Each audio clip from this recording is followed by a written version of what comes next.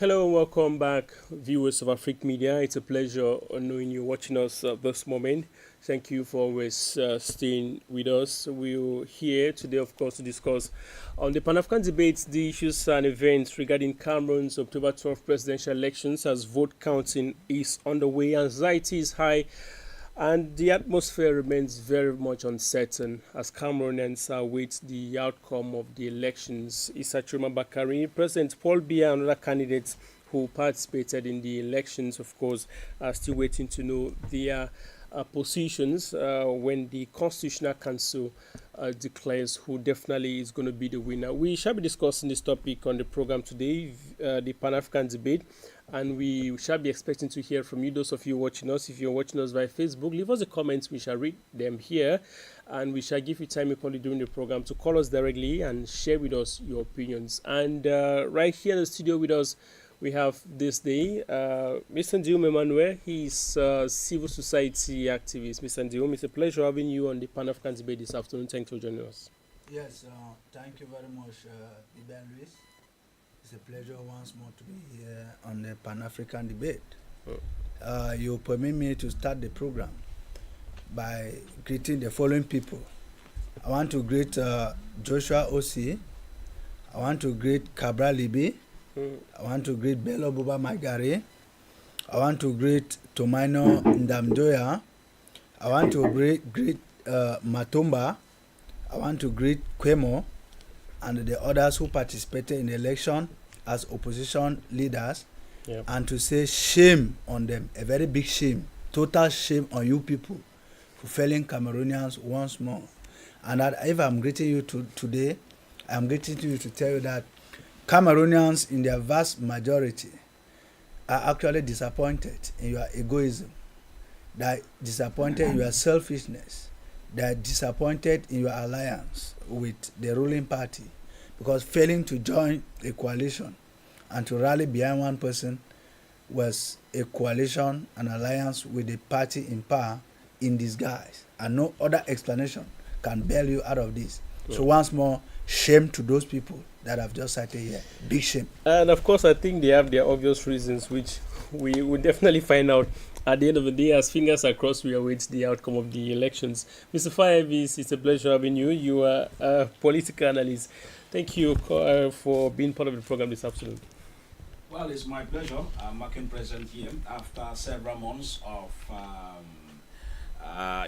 staying a little bit away from media. I think we've done some movements around Ghana and Nigeria, and there's a lot we've gathered when it has to do with democracy, once it has to do with government for the people and by the people.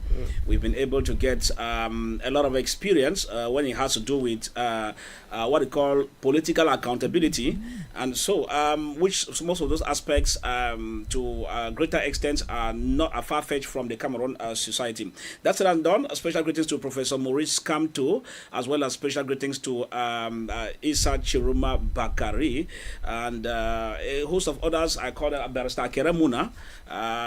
Those are the few persons who have what we call the stamina to get change across this country. For the others, they are just playing to the gallery. So their tambour is just beating the drums to pretend as if they are in democracy, but in real terms, they are siding with the oppressed regime, the kangaroo system, so it's so to say. And so that said, especially to the people of Gonoko village, we always not forget the Gonoko village people, His Royal Majesty Dr. Fomiki, His Royal Majesty Dr. Fomiki Waters, and also of all others who are watching us from Bengui, from the Meta clan in general. But that notwithstanding, the people of Baba Awan and elsewhere in the country, as well as the people from Fako Division, as well as Manu Division. But then, special greetings because I happened to have witnessed the elections in Kumba. And of course, we could see the level-headed city mayor, Greg Mewano, who equally did all he could in terms of bringing about development in that part of the town. So greetings to Greg Mewano, the city mayor of Kumba, and to all those from K-Town, Kumba, watching us right away. And a big word to all of you watching us as well. Thank you very much, Mr. Fives. Let's go to Zoom to meet those of you joining us via Zoom. We have Dr. Elijah Nwoku, who is a director of Center for Africa Development. Dr. Elijah Nwoku, it's a pleasure having you. We're sorry for the delays and hope you're there. I am here. Can you hear me? Sure, we can hear you, Doctor. All right. Thanks for having me. It's been a wild week for, especially for Cameroon and what's happening in Cameroon. I hope that at the end of this program, we will be able to have a fruitful discussion, and those who are listening, because the intention is for us to diagnose and counsel and give our advice. And I'm believing and hoping that as the Cameroon nation is listening to what we are saying and diagnosing, people will be taking notes, especially those in authority who hold the knife and the yam, those who are in charge of the elections and the counting and everything that's happening. If anything happens in Cameroon, God forbid, I'm going to lay the blame squarely at their feet, because they hold the knife and the yam. So thanks for having me one more time. Thank you, Dr. Elijah Nwoko. It's a pleasure having you. And we have a lady who, of course, is joining us as well. We have Madam Marilyn Dua. You are the host of Zoom In Show on AfroSat TV. Madam Marilyn, are you there with us? I am. Good morning or good afternoon. Good morning here in Washington, D.C. Good afternoon to Cameroon and everyone watching us today. So great to see you again, Luis, live. Very important for us to have this discussion. I'm looking forward to discuss the presidential elections where over 8 million Cameroonians voted, which I'm calculating the percentage of participation, which looks quite low. Looking forward to having great discussion between the ruling party, who was obstinate and persistent in not listening to the voice of Cameroonians who wanted a change, and between a declaration of premature declaration of results. Looking forward to having a great discussion with the panelists and making predictions for the future. Thank you. Thank you, Madam Marilyn Dua. It's a pleasure having you. We equally have on Zoom, it's Metro Alex Nzive. You're on Zoom, join us from the UK. Metro Alex, it's a pleasure having you this afternoon. Welcome to the program. Hi, Luis. Thank you for bringing me on your program. May I send my warm greetings to Jimon Emmanuel, Manua, Tayon and Mr. Elijah. I understand, I don't know if Dr. Akko is there. My warm greetings, and I want to send my warm greetings to the beautiful people of the Cameroon. And I want to send special greeting to Mongolian Jabel. Mongolian Jabel is my in-law. He has been the vice president of Bello Buba for more than 30 years, and he resigned before the election. So I want to say well done, because I know I'm not a fan of Bello Buba. So I want to say Mongolian Jabel, well done, who happens to be my in-law. Thank you very much, and I hope we'll have a fruitful debate. Thank you very much. Definitely we'll have a fruitful debate. Thank you, ladies and gentlemen. It's a pleasure having all of you on board this afternoon. Of course, we're discussing post-election Cameroon, CHROMA's victory claim, protests, and the question for legitimate result. And of course, we're waiting the result from the Constitutional Council. I'll begin with you, Mr. Jim Emmanuel. When you look at ordinary Cameroonians, what do you perceive as how they are feeling with regards to the anxiety and the hope with regards to Cameroonians awaiting the outcome of the October 12th presidential election? How do you analyze how Cameroonians are feeling right now? Well, I want to start with these observations, which I've been able to make since last Sunday, when Cameroonians, in their immense majority, for the first time, yearning for change, went out to the polls to select a new president. The first observation is that the kind of euphoria I saw on the field is what I've not seen since I started voting in this country. I think this should be my 4th time of voting, but I've never seen such. I was very curious to observe that students of lower seat of voting age were all there. The most curious part of it is the fact that they had to wait for the counting and the declaration of results, the tallying of the results before they could leave the polling stations. And that speaks well for a people who are hungry for change. Mm-hmm. That speaks well for people whose democracy and freedom has been massacred for 43 years under one dictator. That speaks well for a people whom at one point in time have come out to say enough is enough. And you bear with me, prior to that election, I was in this studio on Saturday, and I told you, even if it was that for Cameroonians to roll a stone and put it in a studio first, while waiting for a miracle to happen, it was time for it to be done. And immediately the next day it was done. I can guarantee you that in 4 police stations that I walk around Douala, Chiroma was not winning with a pitiful gap. He was winning with a sorrowful gap, which means with an enlarged gap. So Cameroonians have come of maturity. And another observation I want to make since that Sunday is the fact that we have seen normal fraud. I mean, immense fraud, practical fraud. And yet, till date, nobody has been arrested for the fraud dealing, which means that it is encouraged by the state. It is encouraged by the leading political party, which is the CPDM. Of course, the ruling party, not that the leading. Again, we have seen how people have been arrested in places like Cham. And I was curious to hear the name it was going to be given to them, but they were called les malfrats in French, which means common bandits. And I want to tell you that those guys were not bandits. Okay. Those guys were reacting, provoked by what happened around the rector's house in relation to the election fraud. And we have the evidences. Now they were called Mafra, and I was surprised because in one country, if this was in Bamenda, I am sure at least 100 people would have gone down by now. Would have been called terrorists. Which means once more, these people have confirmed to us that we have one country, different people, and different governments. Because to have noticed that people were arrested in Chang and none of them was called a terrorist, and that till now, nobody has been arrested for election malpractice, election fraud, actually means that these guys with their fraudulent machines mean business. But I want to think this is another time in the history of Cameroon, like in 1992 when John Fundi won, like it was recently confirmed by one of the instigators of the stealing of the rigging in 1992. Abezonga, he's alive. He's an archive. We can make him as a reference. He said it clear. In 92, Fundi won, even in today.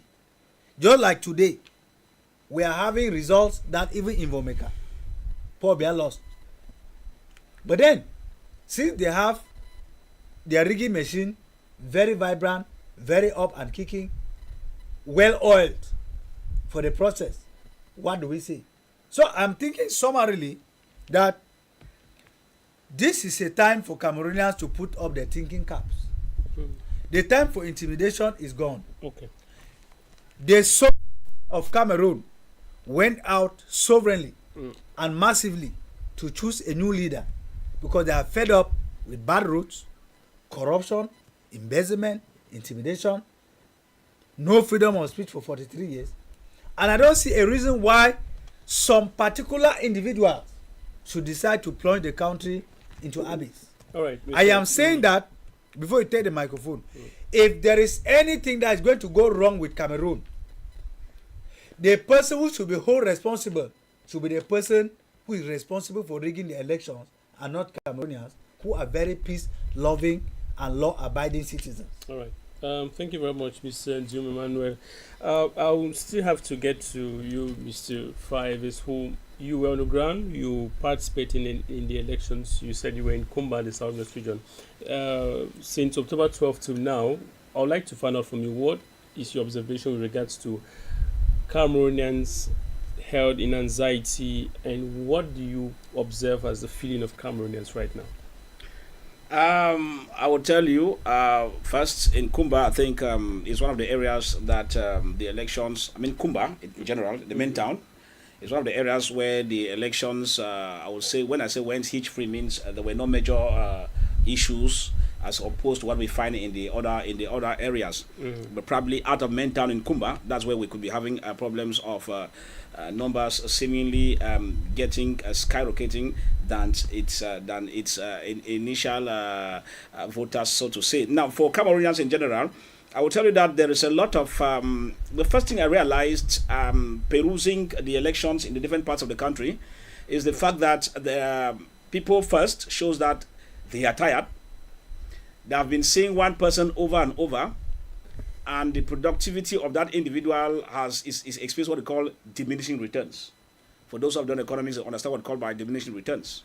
And the diminishing returns is taking a faster mode, and that's why probably if I live from Boya to Douala, the number of potholes that on the roads have increased. But at the same time, the number of people who collect money on the roads are also increasing. So you ask, they are collecting money on what basis? You cannot tell. So Cameroonians are at a crossroad. One, they are tired because we are at a level of redundancy, which means the kangaroo system can no longer produce anything productive. And that is why, in this case, I realized that in this election, Cameroonians have attained an optimal level of frustration. And this optimal level of frustration explains why they are willing to cling even on a serpent. Just like a drowning man will cling even on a serpent, trying to survive himself while drowning. And so in this case, it tells you that people are at a crossroads. Now, people are more enlightened. Those who blow hot grammar with nothing to produce, people know them. I told a politician just before the 12th of, I spoke with him on phone, before the October polls, and said, your outing will not yield any fruit. And he told me, I'm just joking. And his position is called there it's going to be disastrous. And as I tell you, people are at that level whereby you could give them money they collect, but when it comes to voting now, they vote what they think is correct and not what you are telling them to do. And so that's why you see the result itself took the regime in place by surprise, which means the kangaroo system could not believe that despite all the measures put in place, far north, center, west, and other like, they could still record this kind of devastating results. Yeah, for the outcome of the result, we are waiting for the Constitutional Council to... Very well waiting. We're talking about what the vote counting commissions have produced. First, if you look at it, for the vote counting commissions, what they have produced, it is true, they have inflated ones, and that's why you see people are resigning to tell you that I was not part of this thing. It's still another indication.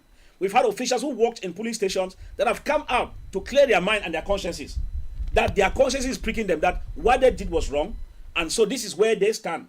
And many revelations, I repeat, many revelations are out where people are testifying ballot papers that were stuffed in ballot boxes even before the election started. You get the point? It now means that, I'm very sorry, those who believe on elections Cameroon, I don't know how you believe on it, but it's disastrous. That's the official body in charge of it's elections. the official body, yes. We cannot discredit them because excuse me, they are the ones who organize the It is election. true, you say we cannot discredit them.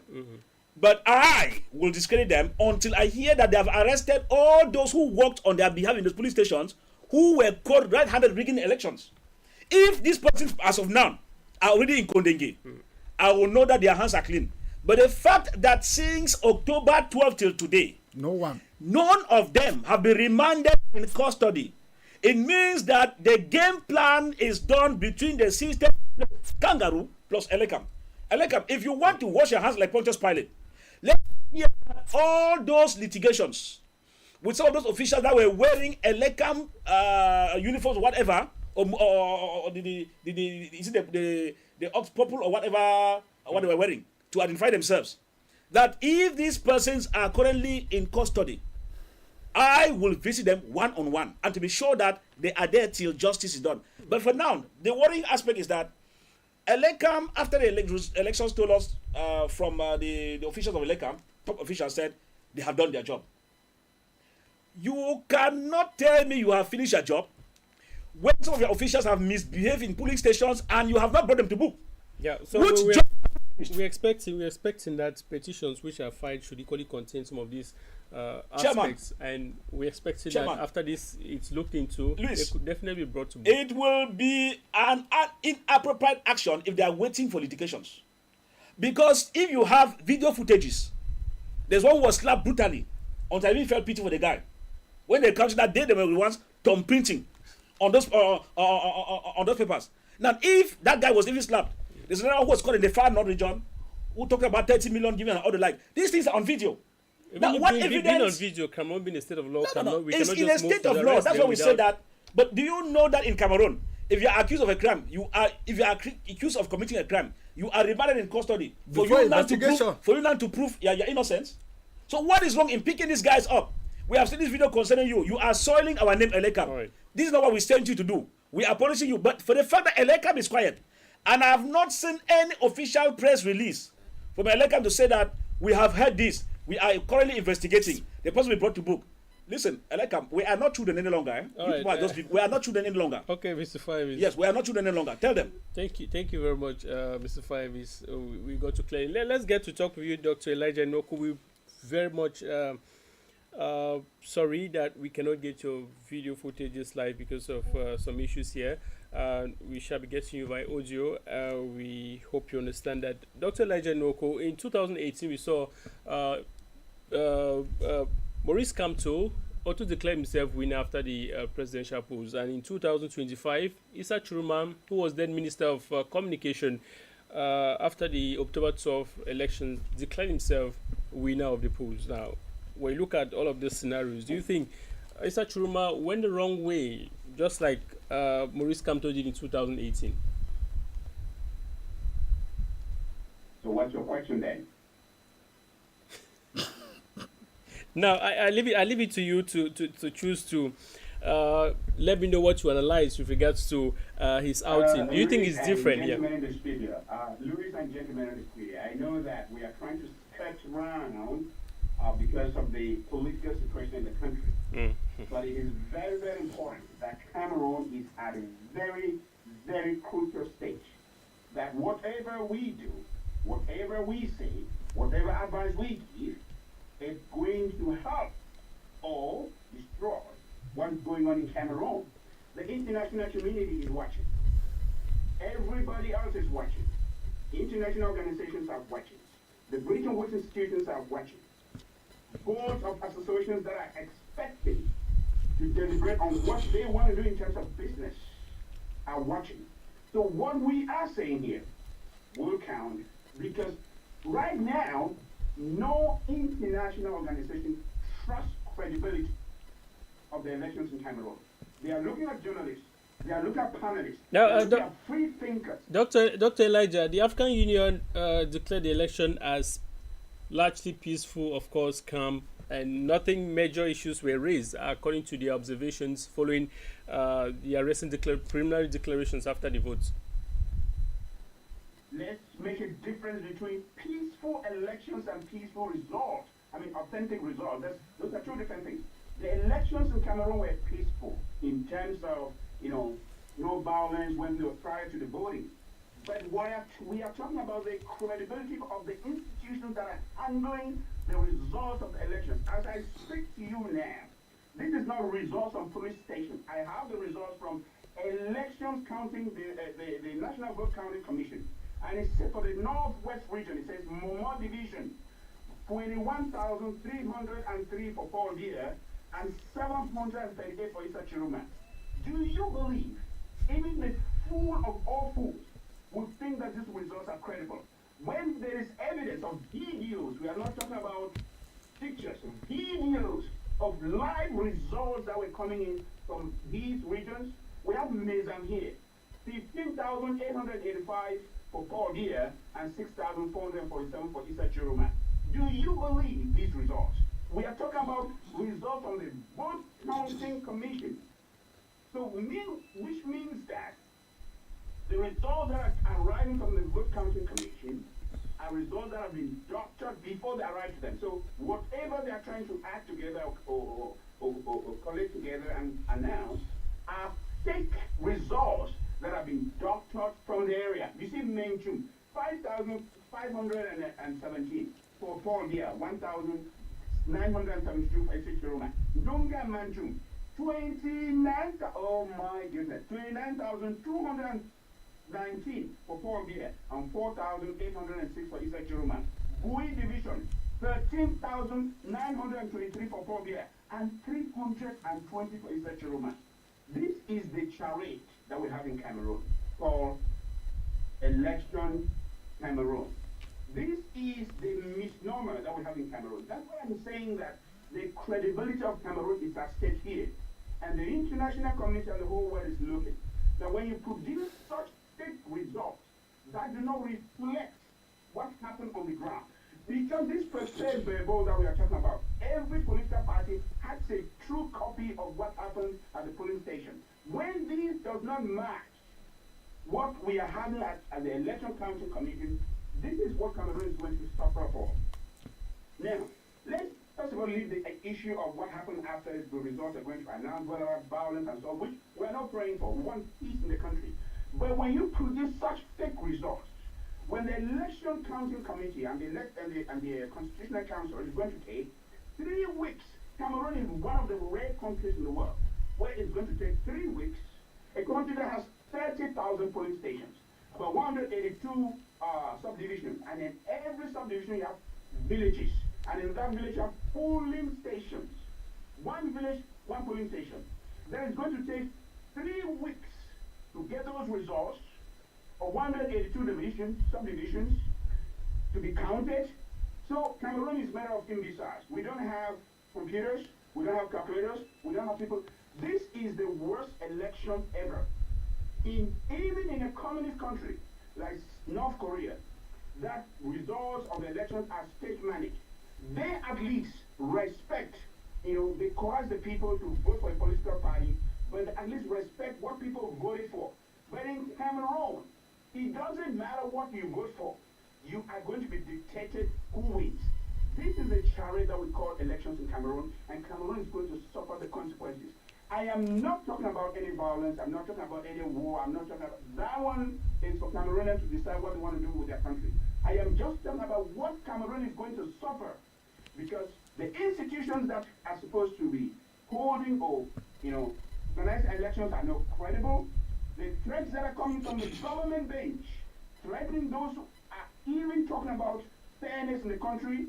You see people that are resigning and saying that the result of what they saw in the polls is completely different from what is going to the vote counting commission. Those people are being threatened, which means there is no more voice for credibility in Cameroon. There is no more voice for anybody that can stand up and say, this is what happened. Those people are all in jail. You see that what happened in Bafoussam. That person is already suffering threat. You see what happened in the north.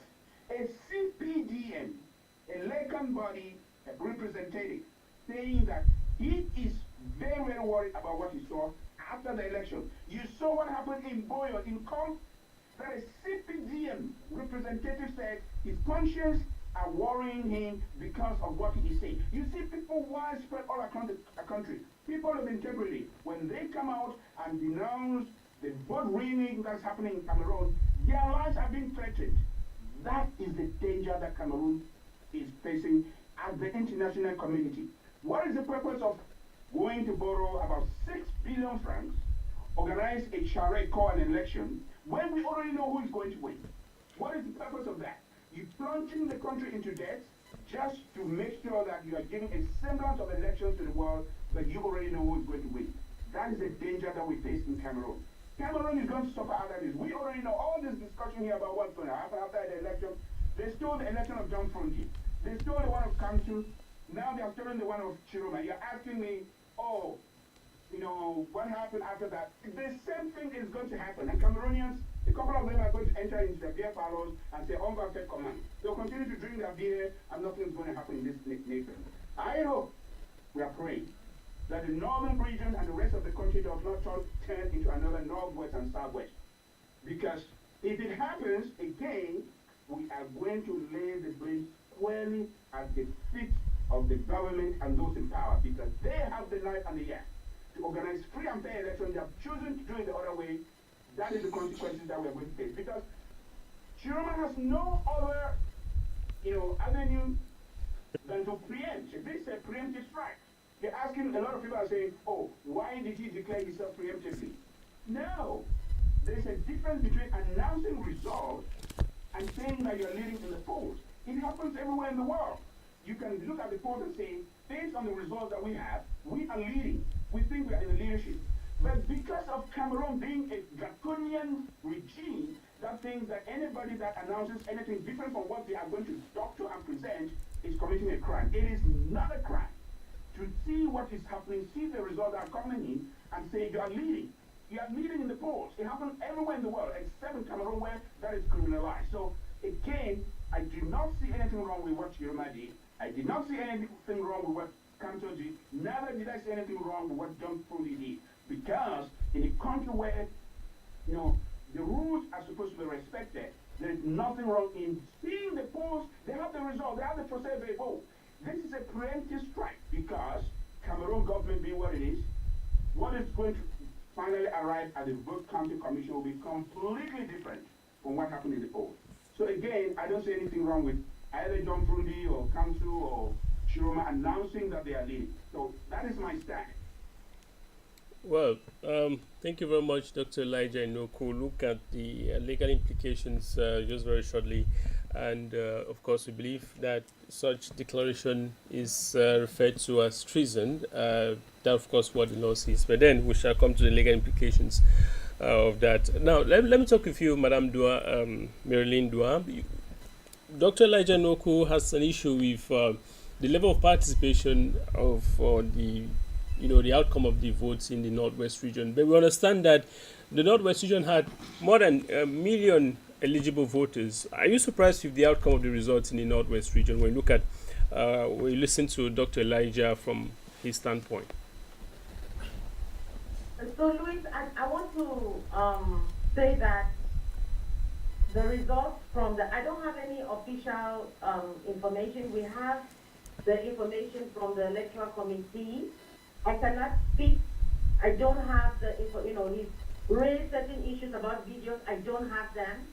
I can talk about what happened in Washington, D.C., what happened in New York, because I know people who were watching the election. But I want to say that we need to be very serious. We need to be very responsible when we're here making claims.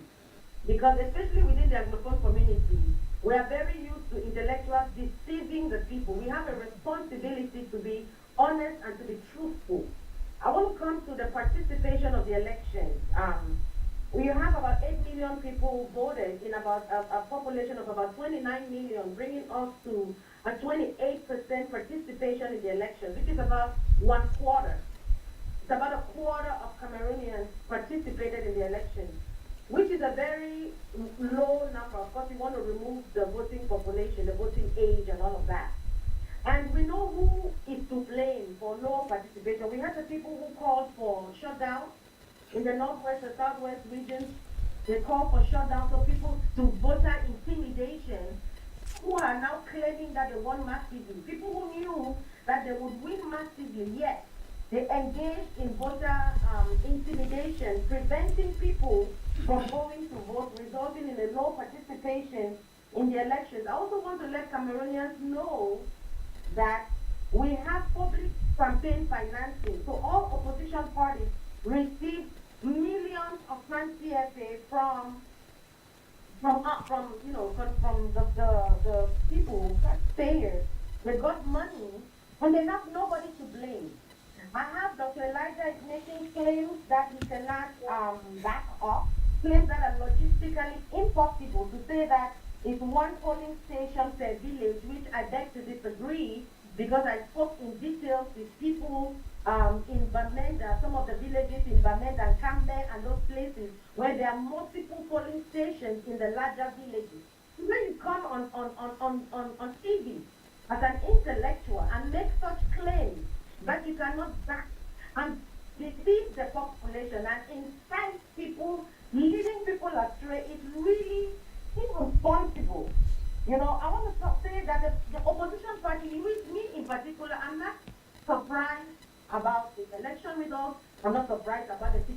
Luis, on your program, we were here.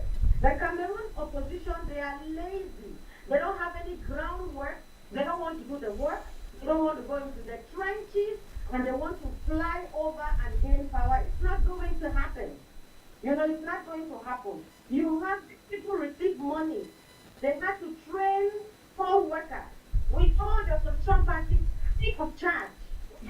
Free consultation, free of charge, because we saw other countries that threw out dictatorship, like Ghana and other countries, and we told them how to do it. You do not reinvent the wheel. We teach them how to train poll workers.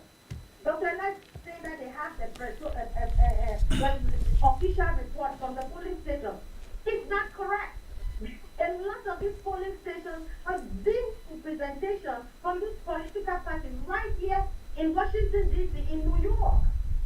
America, the United States of America has 2 polling stations, one in Washington, D.C., one in New York, and I guarantee you, I'm speaking on authority, that a lot of political parties were not represented at these polling stations. Truly, a political party, I don't want to call the name, people who are claiming victory, they came without official documentation from the elector. People do not follow the rules, they don't respect the institution, they don't follow the rules, and then they come and cry foul later on. Yes, this is a chessboard, this is red ball. You to do the work. The opposition party had a responsibility. We asked them to come together and form a single candidate so that they can use their resources, their logistics to cover. They have seen this game before. They're making all this. Some of the people came and said they were leading in the polls. But on the eve of the election, it was dishonest because Cameroon, if you look at the 31,000 polling stations in Cameroon, from Bambalang, from Fukankang, possible for people to have all the people who do not have representation in the polling station. It was possible for them logistically, for them to have those processable and make the claims that they were making. And nobody to blame. But I want to say again, Luis, to the leading party, the CPDM, we're in this situation again because of them, because of their obstinacy to listen to the people. The people said they wanted a change, and the CPDM refused to listen to the people. The CPDM decided to maintain the same candidate, a 92-year-old person. Cameroon, the retirement age in Cameroon is 60 years. Colombia is almost is what? 60 years retirement age. And also the wickedness of these people. So this man has been working in the government for over 50 years. The wickedness of these people to allow Mr. Pobia to have a retirement in his final age. And they are doing iconoclasm. They're destroying an icon because regardless of what you think about Pobia, Pobia has served this nation. He was the second president of Cameroon. He has a legacy in not only in Cameroon but in the sub-region, and they're going to destroy his legacy by all of this. You have an obstinate CPDM party with a lazy opposition. This is why we are where we are. So what I want to say, I call on all Cameroonians to be vigilant, do your own research, do not be deceived. Let's wait.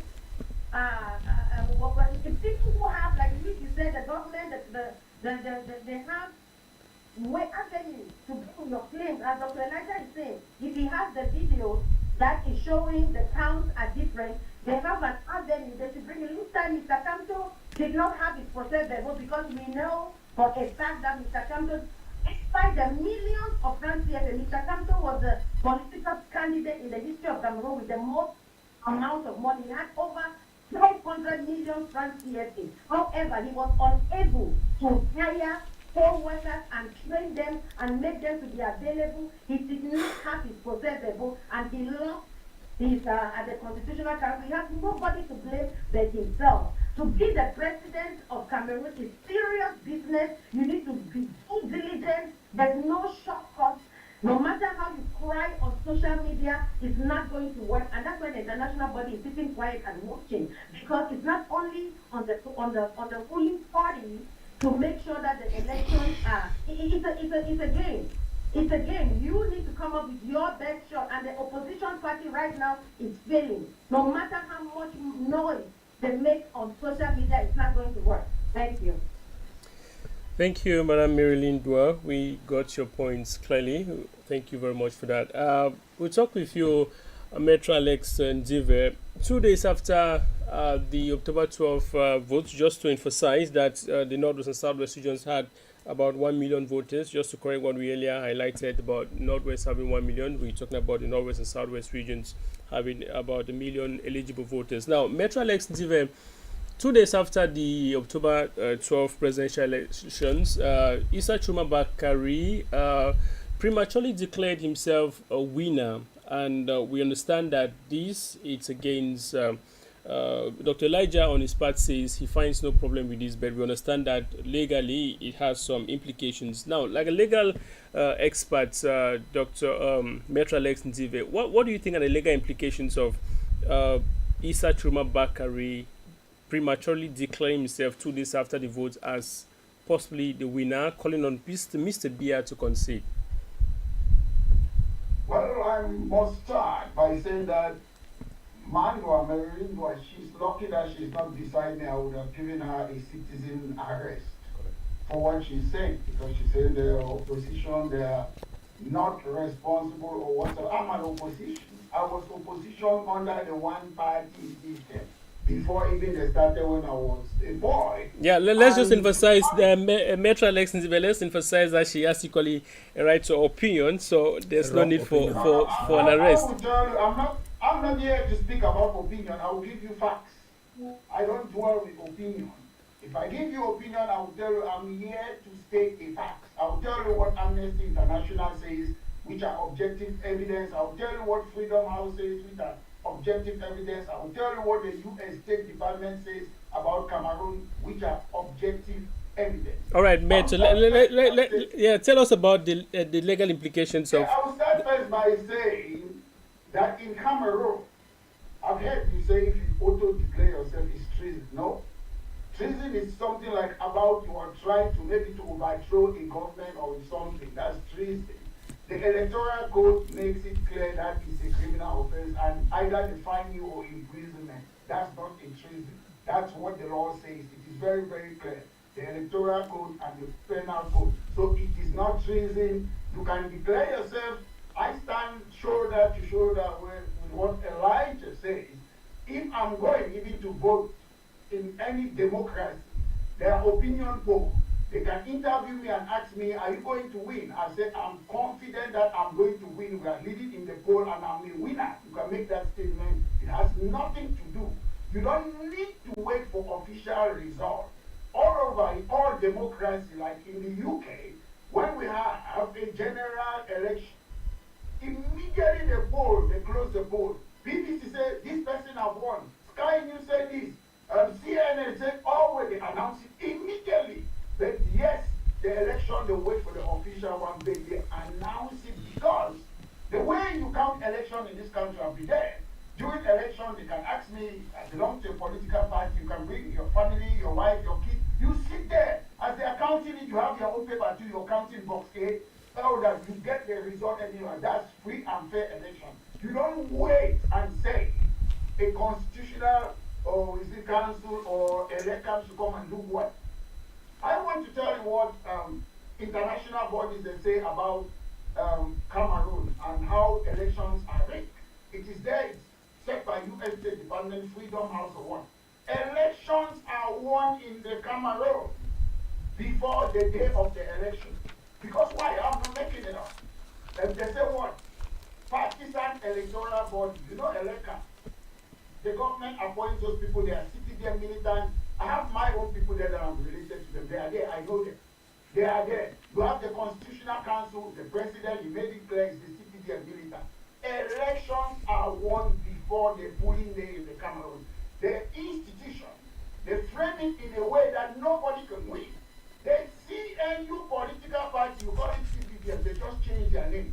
Their name is CNU. If you change your name from Luis to something else, you're still former Luis. So this CNU political party, they want to tell us, since 1960, they have been in power.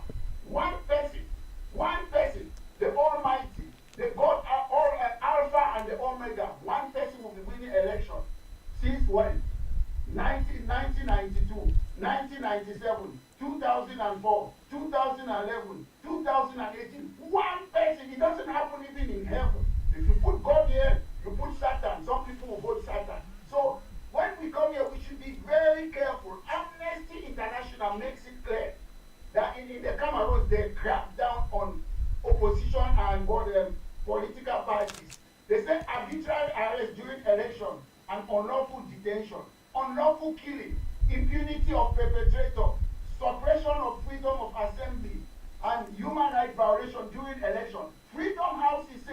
similar thing.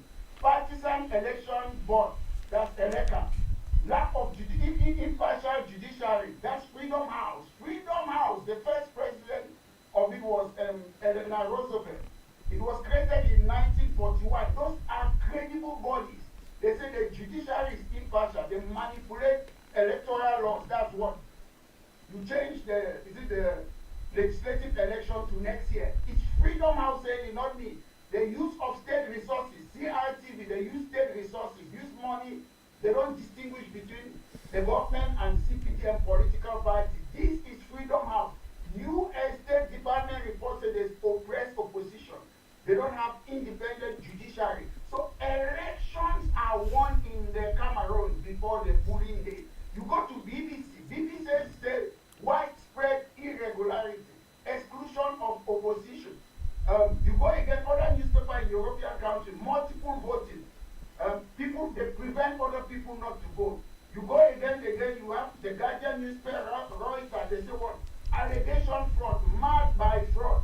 You go to African newspaper, ACP, APA, Equinox, all those papers, irregularity, multiple voting, manipulation of results, and these things are factual. We use it in court, they call it objective evidence. It's not my opinion. So at the end of the day, we live in a country where we have a government. I heard we talk about something like Cameroon is the rule of law. One, they don't follow laws in the Cameroon. We saw what happened to Longue. I'm just saying, they don't follow law. The law in Cameroon is personification. The law in Cameroon is Mr. Bia. Mr. Bia is above the constitution. I'm still waiting for someone to try, or the police officer who tortured Longue. Nobody has done anything. Martinez Zogo was killed. We are still waiting for the trial. There is no law in the Cameroon. All right, mate. Cameroon is lawless state. I'm not making it up. Okay, mate. I'll give you an example. Longue was tortured. I'm telling you, have they, the people who torture Longue, what have happened to them? Cameroon is not a state of law. Okay. I'm not making it up. I'm here to state facts, not opinion, Mr. Lee. All right, mate. Thank you very much. We got you clearly. Thanks for that. We'll come back to the studio here to talk with Mr. Zuriman. When you listen to the other panelists keenly, and we're looking at, you are in Douala, you're in Cameroon, and you saw the outcome of TCHROMA's declaration that led to possible protests and pockets of protests around Douala in the North region. Do you think those protests were as a result of his declaration, or do you think it's as a result of Cameroonians trying to protect their? Thank you very much for your question. But before I come to your question, I got your question with a lot of interest. Before I come to it, I want to think that if we had more women in this world, like the woman who spoke from US, what's her name again? Madame Marilyn.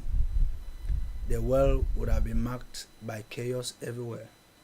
No, why will you say listen, that? Let me come. Yeah. I will substantiate my point. When you see presidents who have failed, presidents who are taking up arms against their own citizens, is because they are keeping such women in their houses as wives.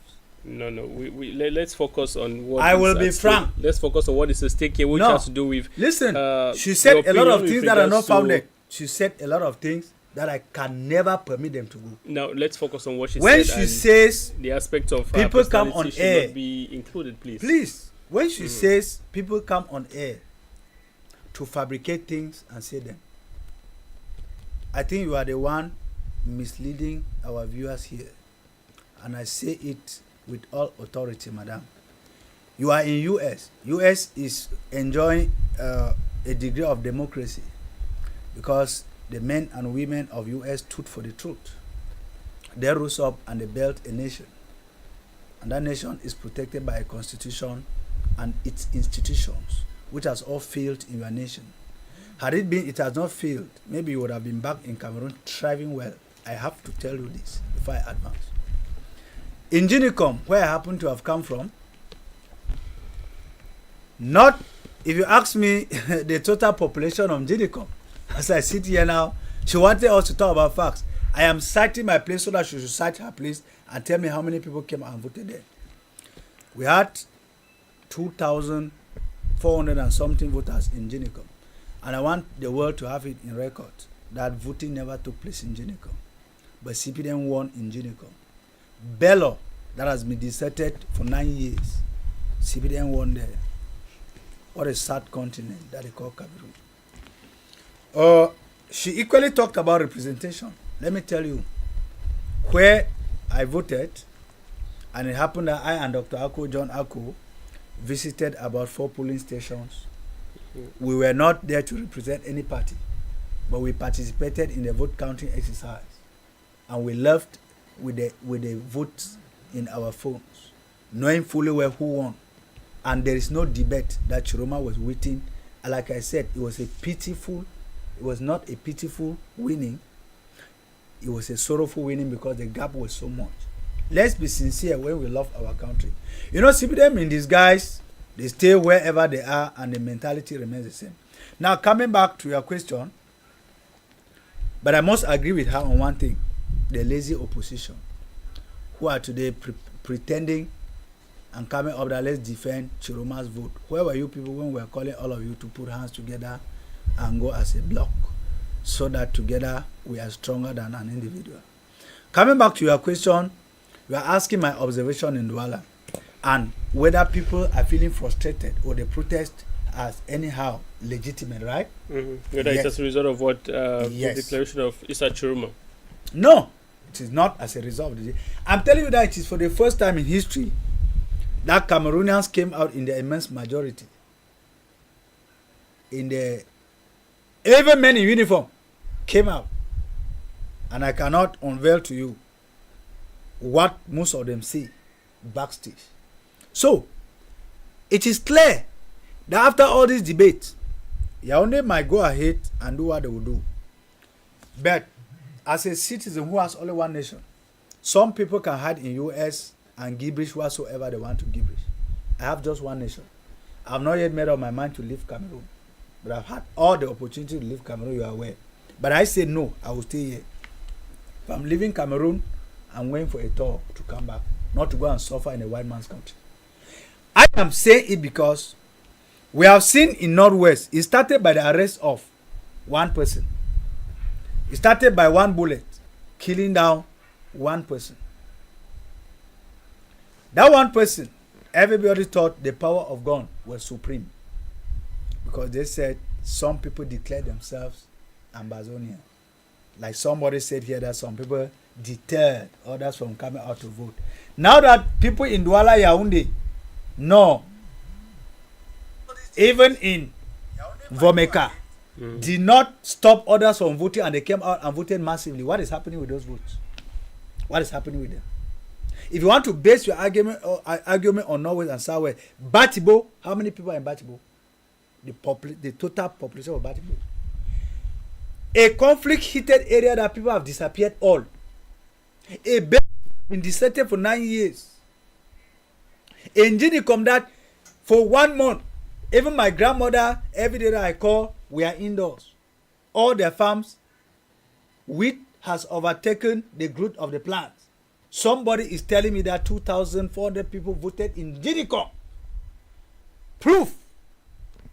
So, now, there were election observers or election electoral officials. Just like in 2018, we had fake Transparency International in this country. No, we mean Elecam was present in those areas, and so if there's any result coming from there, we definitely then there I join my voice to that of Far Evistayon, who says if there's any complicity of theft and fraud anywhere, Elecam should be blamed for that. Because when you look at, you are asking where the frustration came from. I mean, it is instant euphoria having a leader like Chiroma who is ready to defend his votes. Cameroonians went out to vote on their knees, begging on God Almighty to send them a savior. And Chiroma happened to be the person who could defend their votes. However, like I said, we have refused that blood should spill. We have refused that any citizen should die for a politician in Cameroon. But there comes a time in the history of a nation when the fears defeat the fear of death. There comes the time in the lives of the history of a nation, where the frustration of the people defeat the fear of death, and they see death very friendly than the frustration they are living as living people. And we are saying 43 years has been enough to maltreat, to embed, to borrow what our unborn children shall come and pay. And we are saying it is honorable, Mr. Bia, to lose power while protecting your people than to lose your people while protecting power. I repeat, it is more honorable to lose power while protecting the lives of your people than to lose your people to war while protecting power. You were not born in Etudi. It must not become your father's ancestors' too. And those people who are making President Bia to look like a laughing stock to the world, telling him that go ahead.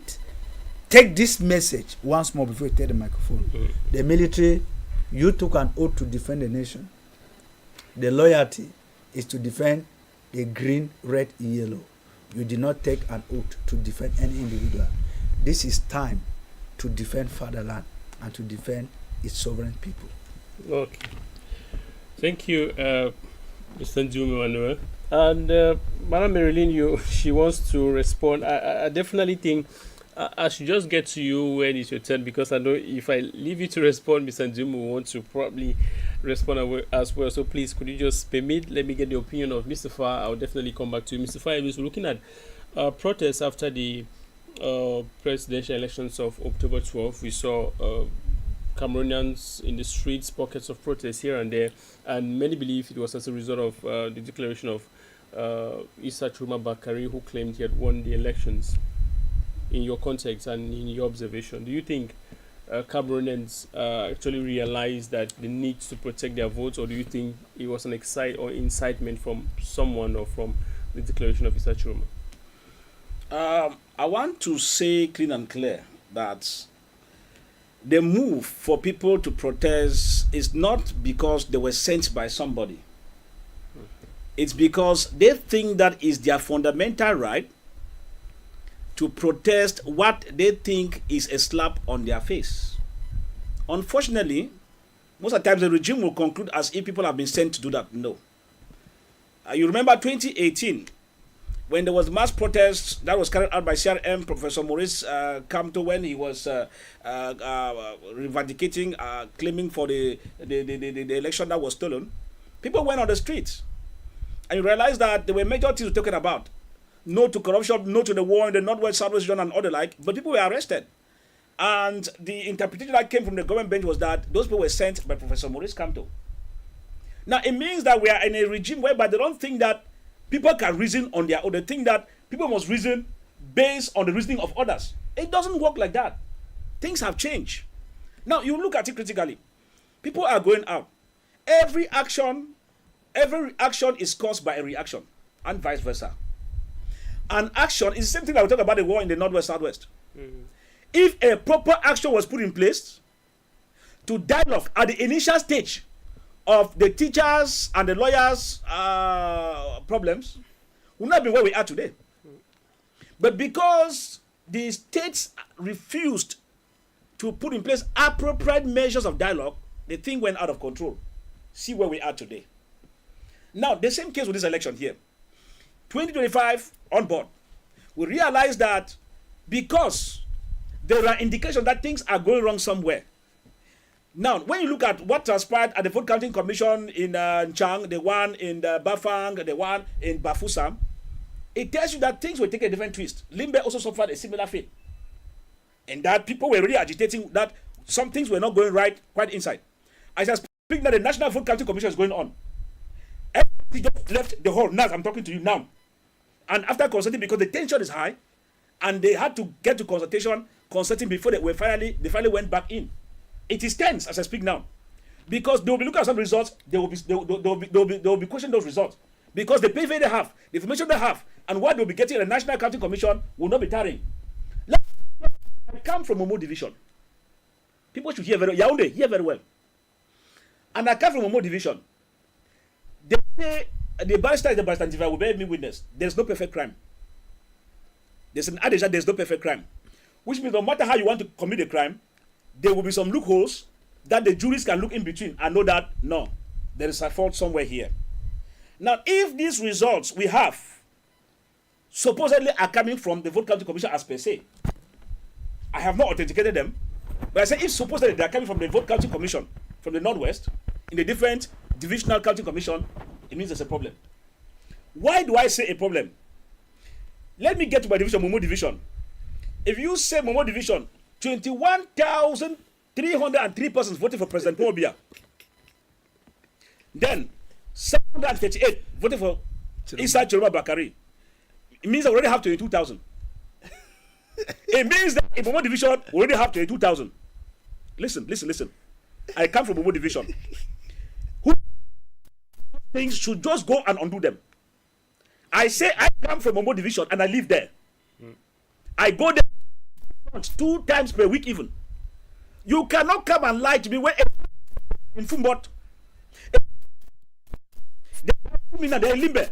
Many man came to Kumba. Some are in Bonga, the cocoa farms. And they listen to me as I'm talking. I say many of them. You can. Many of them from Momo division are there. Well, 22,000 plus because the other parties had some small votes. Listen, there's no perfect. You people should not just take this country for granted. Yeah, those questions will only be answered by elected officials let me in the field. Let me speak another point, Luis. With regard to those who look another crime. Look another crime. Those CPDM people who ever assign those things. Look at another crime. You cannot come if these results are coming from the Vote Counting Commission in the different divisions. If they are coming from them, they will all receive 24 strokes each. You cannot tell me that Momo division is already having 22,000 plus and Mesa is having 17,000. Listen. People listen very well. People think that they can be smart. You cannot tell me came out to vote in Momo division. That's an enclave area.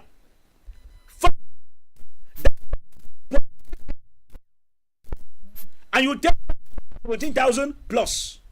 That is, you have 15,885 for President Paul Biya and 6,447 for President Paul Biya. I want to dwell on those two main leaders. It's giving us 17,000 for Mezam and then 22,000 for Momo division. Who are you fooling? The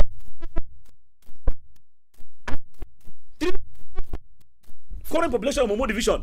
When you get figures, if these figures are coming from you, listen, just go and correct it before I open my eyes because it will not be business as usual. This thing is going out of hand. Now, Gross Modo will now realize that if people are getting to the ground to be angry, some of them might be gentle, but big and may not be gentle. You might rig election Professor Maurice Kamto, and he's gentle. But you might want to rig with TCHROMA'VICTORY. He tells you no, trust the truth. So we are thinking that we are at the brink of war, which we should not get into it because war is a battle risk. People don't know what it means by war because those of us in the Northwest Southwest, what we have tasted, what we have seen, our houses burn, schools burn, raping up and down, banditry now, killings of Bamenda. And then you want to come here, somebody talks that we are not willing to get into another war in any part of the country. So I will suggest those currently carrying out counting at the National Commission now. Election Cameroon, take your responsibility. Those who are found wanting or falsifying results on your behalf, if they are not, you are an accomplice. We are not ready for any war right now. Mr. Fa, 1 second. If TCHROMA is leading, give vote. Constitutional Council, I am begging on you. I know you are CPDM. But sitting here, I have run from Bamenda. I'm still running. And I'm not willing to run again. Do us a lot of good. The falsification of these results we find here, with the multiple ballots, there is supposed to be a special tribunal to pick all those who were there. But because a man in the far north who was confessing that 30 million was given to him, if you want to go to Italy, it has to do with an elite, influential elite from Yaoundé or somewhere who is a member of the system. That's why you see their mouths are sealed. The elections and those who are representing the government in the various police stations, there will be a statement said we dissociate from this and that. We expect ELECAM to come out and say we dissociate ourselves from members who carried out malpractices at the different police stations using the name of ELECAM. If you don't bring these results before they proclaim the results, whether it's 26, I will say you are an accomplice. Il faut assumer the consequences. Just 1 second, Luis. What the National Vote Counting Committee should be doing, they are playing with grammar. What they should be doing now should be the totaling, the summing. The counting was already done. Because I'm not sure that what I counted in Lycée de l'Opom and École Publique de l'Opom plus La Piété and Bepanda, I am not sure that we were so dull enough that we could not count figures. We counted, we did the tallying, and all of them, we assume that they got to Yaoundé in good form, in good shape. They should be summing, not counting. You don't count what happened in your absence. You sum what has been given to you. Thank you. All right, thank you very much. Let's talk with Dr. Elijah Nwoko. We're looking at all of this and the aspect of legitimacy. We're looking at the aspect of vote counting. Mr. Five is raised an aspect which, of course, we'll say that in the Northwest region we had close to about 600,000 eligible voters. Yeah, which is a surprise on a ghost town day. Yeah, and these guys are not serious. Dr. Elijah Nwoko, what do you think is the responsibility of the opposition parties with regards to aspects like this? The outcome of the results don't tally with what Mr. Five is believed. The people were not there to vote. These results were probably manipulated. But then it was the responsibility of these opposition parties to have their representatives on ground to have an eye on exactly what is happening. Do you think they are supposed to file petitions to call for, a rerun in these areas? What do you think? Who should we blame here when these results are manipulated as such? Yeah, Luis, let us call a spade. The results are not manipulated at the level of those representatives, whatever result came out from there. The manipulation comes after the results are closed, and then the procès verbal are passed on to the local election collecting committee. That is where those fraudulent election members and members of the CPM sit together and change the result. But Dr. Elijah, we understand that those officials on the ground, representatives from these opposition parties, they have to validate this procès verbal, this written report with a signature. Why would you say it's changed the level of another level? Okay, I will give you an example in Unicom, where my good friend Mr. comes from. The gentleman and the disciplined gentleman that resigned from there, what he said was this. He said there were 130 voters that cast their vote at that location where he worked. And he duly signed. But the result that came out from that local election, collecting committee showed that 2,203 people voted at that Unicom area. That is why he tabled with resignation that he, with conscience, he cannot sit down here, that he put his signature. I'm talking about a CPDM representative, not an opposition. A CPDM representative, an honorable gentleman in Unicom that resigned, and he said there were 130. He showed a copy of his procès verbal. So the changing of result is not happening because they are not representative of the opposition there. They are there. With the result that we are seeing online is different from what they signed for. Cameroon is Cameroon, and anything can happen. They can fix anything. Because when you see on video people counting results, and then those results are added together, and then you see the addition of what they had on their own paper being different from what came out from the local committee, that is where the frauding is happening. And I want to tell the lady from the United States that you and I, we could sit here in our air-conditioned houses and play politics about the future of the nation because nothing is at stake. But we're talking about those in the studio there who are sitting in the studio who are bearing the brunt. Cameroon, as we speak, is 112 out of 150 when it comes to economic quality and economic strength. Go and verify. Cameroon, as we speak, is 152 out of 155 nations that were looked upon in terms of its safety and security. We are talking about a nation that is at the brink of scattering apart because of the insecurity and the fraud of the elections and the anger of the people that is boiling over. Because The absence of war is not equal to peace, please. The absence of war is not equal to peace. When you have internal strife, when you have the anger of the people boiling over because of things that are happening in the country, when the elections are being rigged, when people vote their aspirations and the aspirations are being turned over, there is a moment where they say, when injustice becomes the rule, resistance becomes a duty.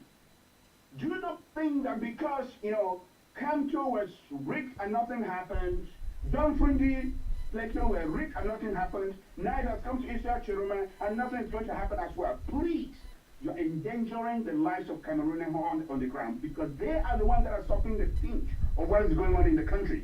Not only that, let me tell you, the results, you can go and do a research. Go online into Election County Committee. We are not here talking about numbers that we don't have the facts. This is from the Election County Committee. Go and do your homework. Go to the website and collect the results. I'm telling you that in Momoja, where Mr. Tayon comes from, you have 21,303 people. But in Batibo, the number that election, they're so foolish, even in the mathematics, even common addition, they cannot do.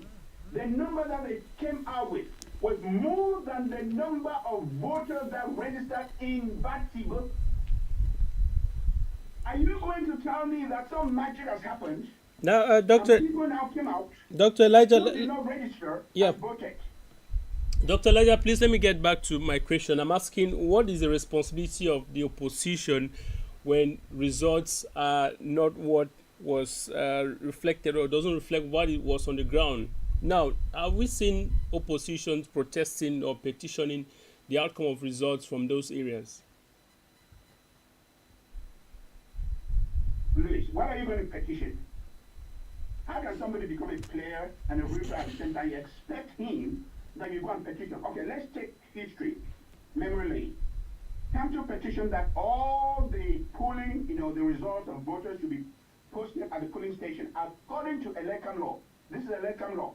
What was the result of the outcome? They say irreversible. Others petition about things that were happening in Cameroon that the election law were not being respected. What was the result? Irreversible. And then you're asking the opposition to now go and protest results of people who are already in charge of the elections. What are you telling me? The opposition have no other recourse. This is why you see anger is boiling, because they know that it doesn't matter how many petitions you throw at the at the Constitutional Council, it's going to be thrown out.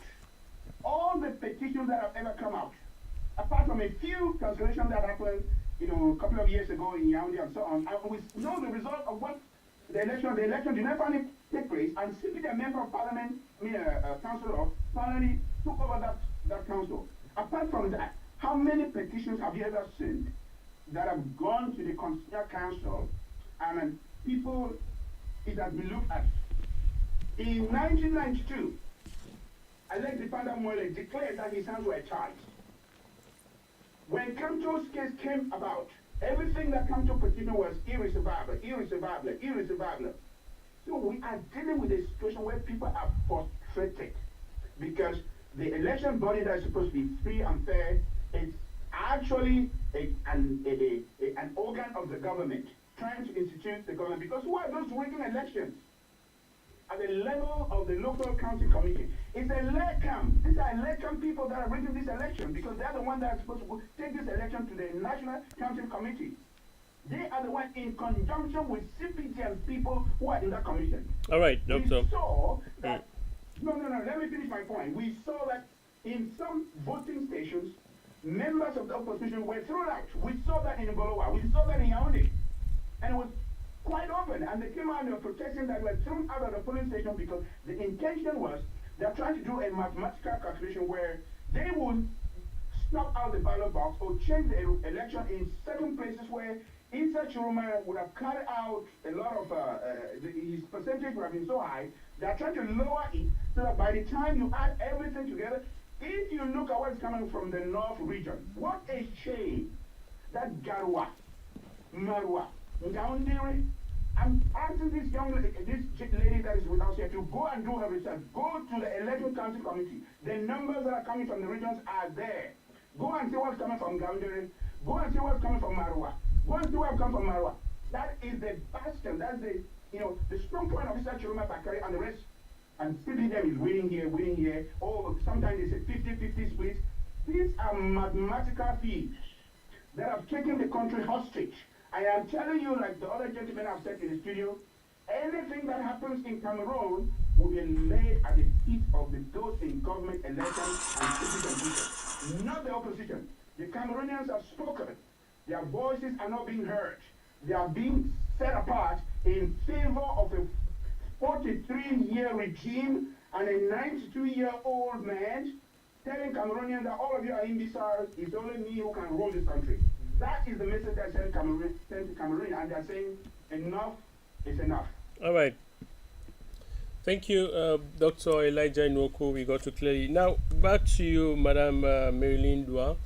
You have some replies you had to make with regards to Mr. Diom made some comments directed to you. Probably I wanted to ask you, what is your opinion with regards to the fact that Issa Chuma has not up to now filed any petition with the Constitutional Council, if at all he has issues with the outcome of the result. What's your observation? What do you think with regards to that?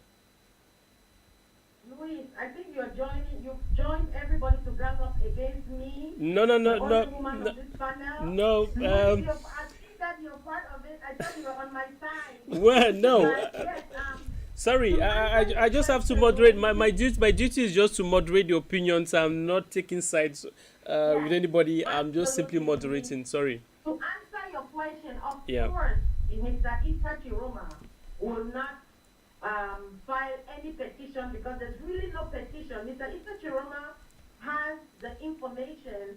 He's comfortable with, he has nothing to fight for. He's been in the government. He knows the rule and regulations, and he knows that there are no complaints. There's a pidgin that says, a saying in pidgin that says, when man passes, you carry it back. So what is going on here is that the ruling party, who is a well-oiled machine, like any other party in the world, politicians want to keep power. Politicians take power and they keep it. In the United States, wherever, and this is what the CPDM has looked at the opposition and seen that the opposition, they don't have gain. So they're making use of everything that they have to maintain power. But before I go there, I want to, on this platform, some statements were made that I'm not going to leave without addressing that. We have some chauvinistic statements were made and some patriarchy. Here, somebody talked about women being, I'm not even going to stoop down to that level, but because I'm a woman on this platform defending all women, I just want to make it known that women are great leaders throughout the history of the world, in Africa, especially when men failed. Think about Santiwa, when the men gave, allowed the British to come in, and Santiwa stood up and said, since men have refused to wear trousers, she's going to stand up, and she led Ghana to victory against the British. Women are great leaders throughout history. I will not sit on this platform and be insulted. I reject a male patriarchy in every way. Women are great leaders in their own. Amen. The natural leaders can lead the whole. I will not allow this kind of statement to be made, and I don't address it. Now, King Louis, what we're dealing with here, there's also somebody also talked about the diaspora. There's this notion that keeps coming up that the diaspora don't have a say. I want to say that there's no nation in the world that has developed without its diaspora. Key leaders in Cameroon were formerly of the diaspora and came back. We are not against each other. There's this statement that I keep hearing that my brother raised again about the diaspora. The diaspora play an important role in the life of the nation, not just by sending money, by sending ideas. In Ghana, the opposition was thrown out.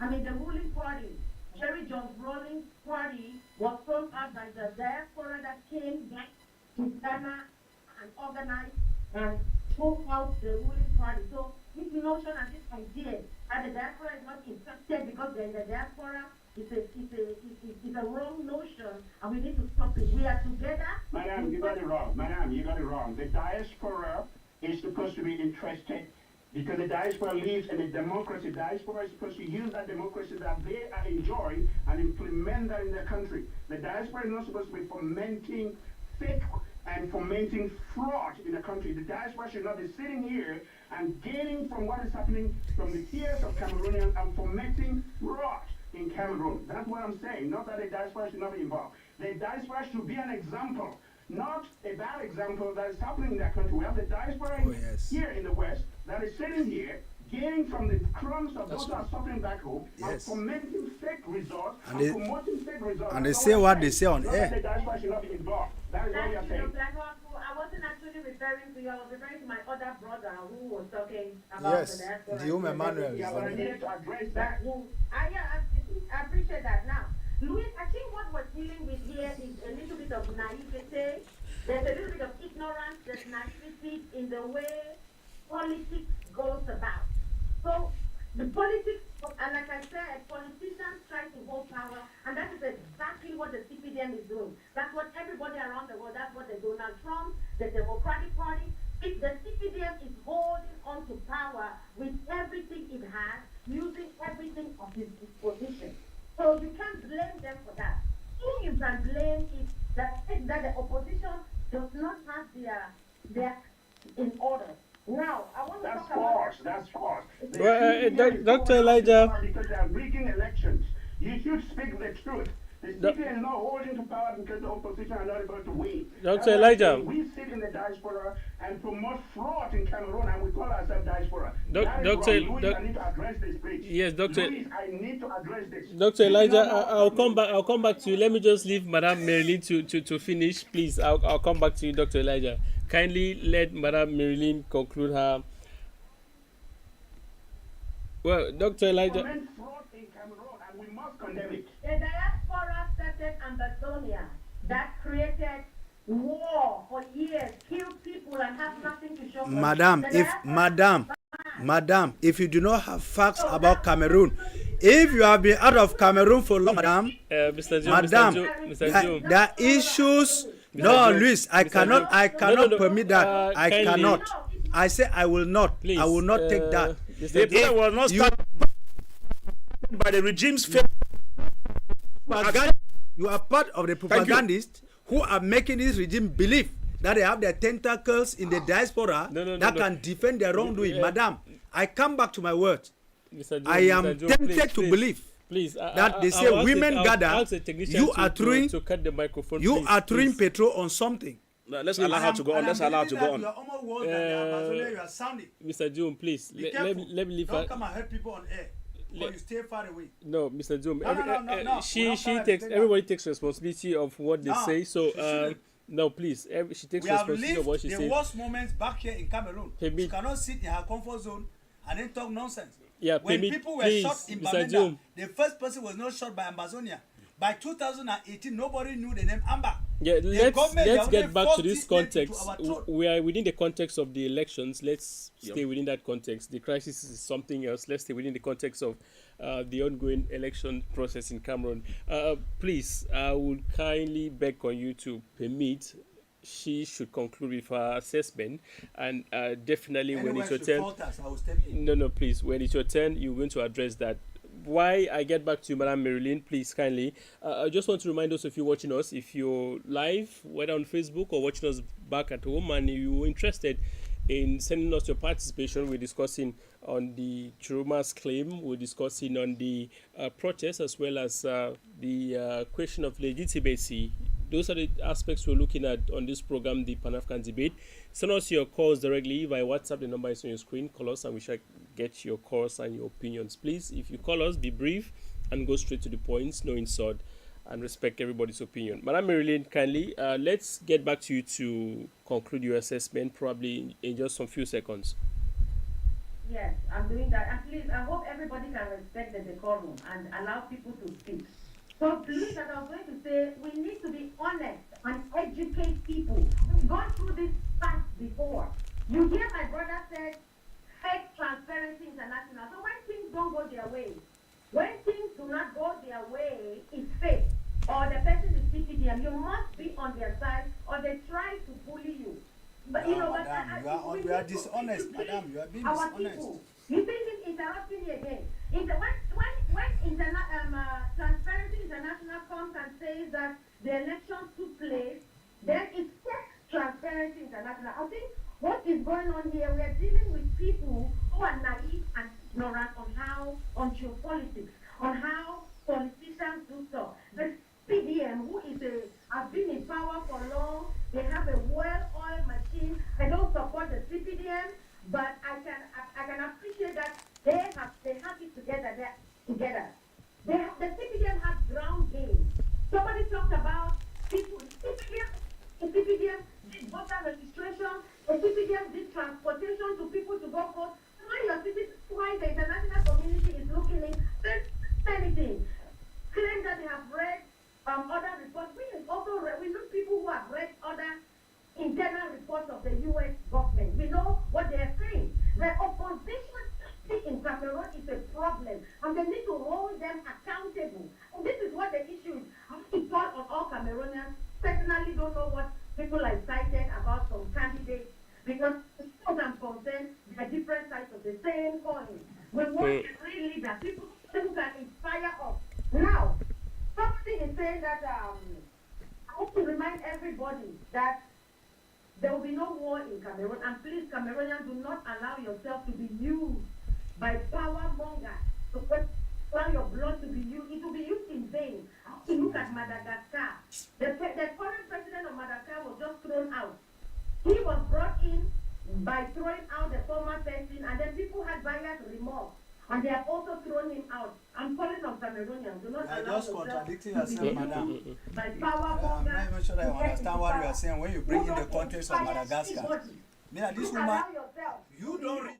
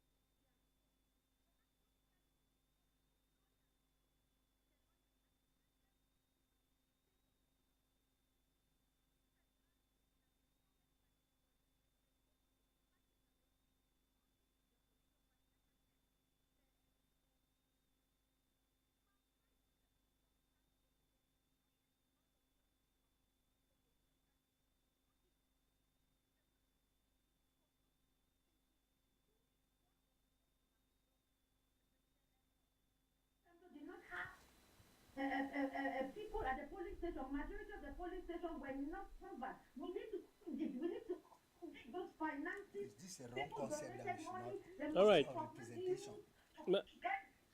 All right, Madam Marilyn, I want to say that President briefly, Bobia came into power. I want to close to say that President Bobia came into power. Through election. He was a technocrat. He didn't want power. He was seeking power, and he has turned into chewing gum for almost 50 years. Now, these people who are power mongers, who are looking for power, it's for Cameroonians to decide if they want power mongers to take power, because Bobia, who was not a power monger, turned into chewing gum. Now, these people who are power mongers, it's for Cameroonians to decide. Thank you. How do they decide? well, When you say thank they you. should not listen. Thank you, Madam Marilyn Dua. We got your opinion very clearly. We're going to speak with legal experts, Metro Alex Nzive.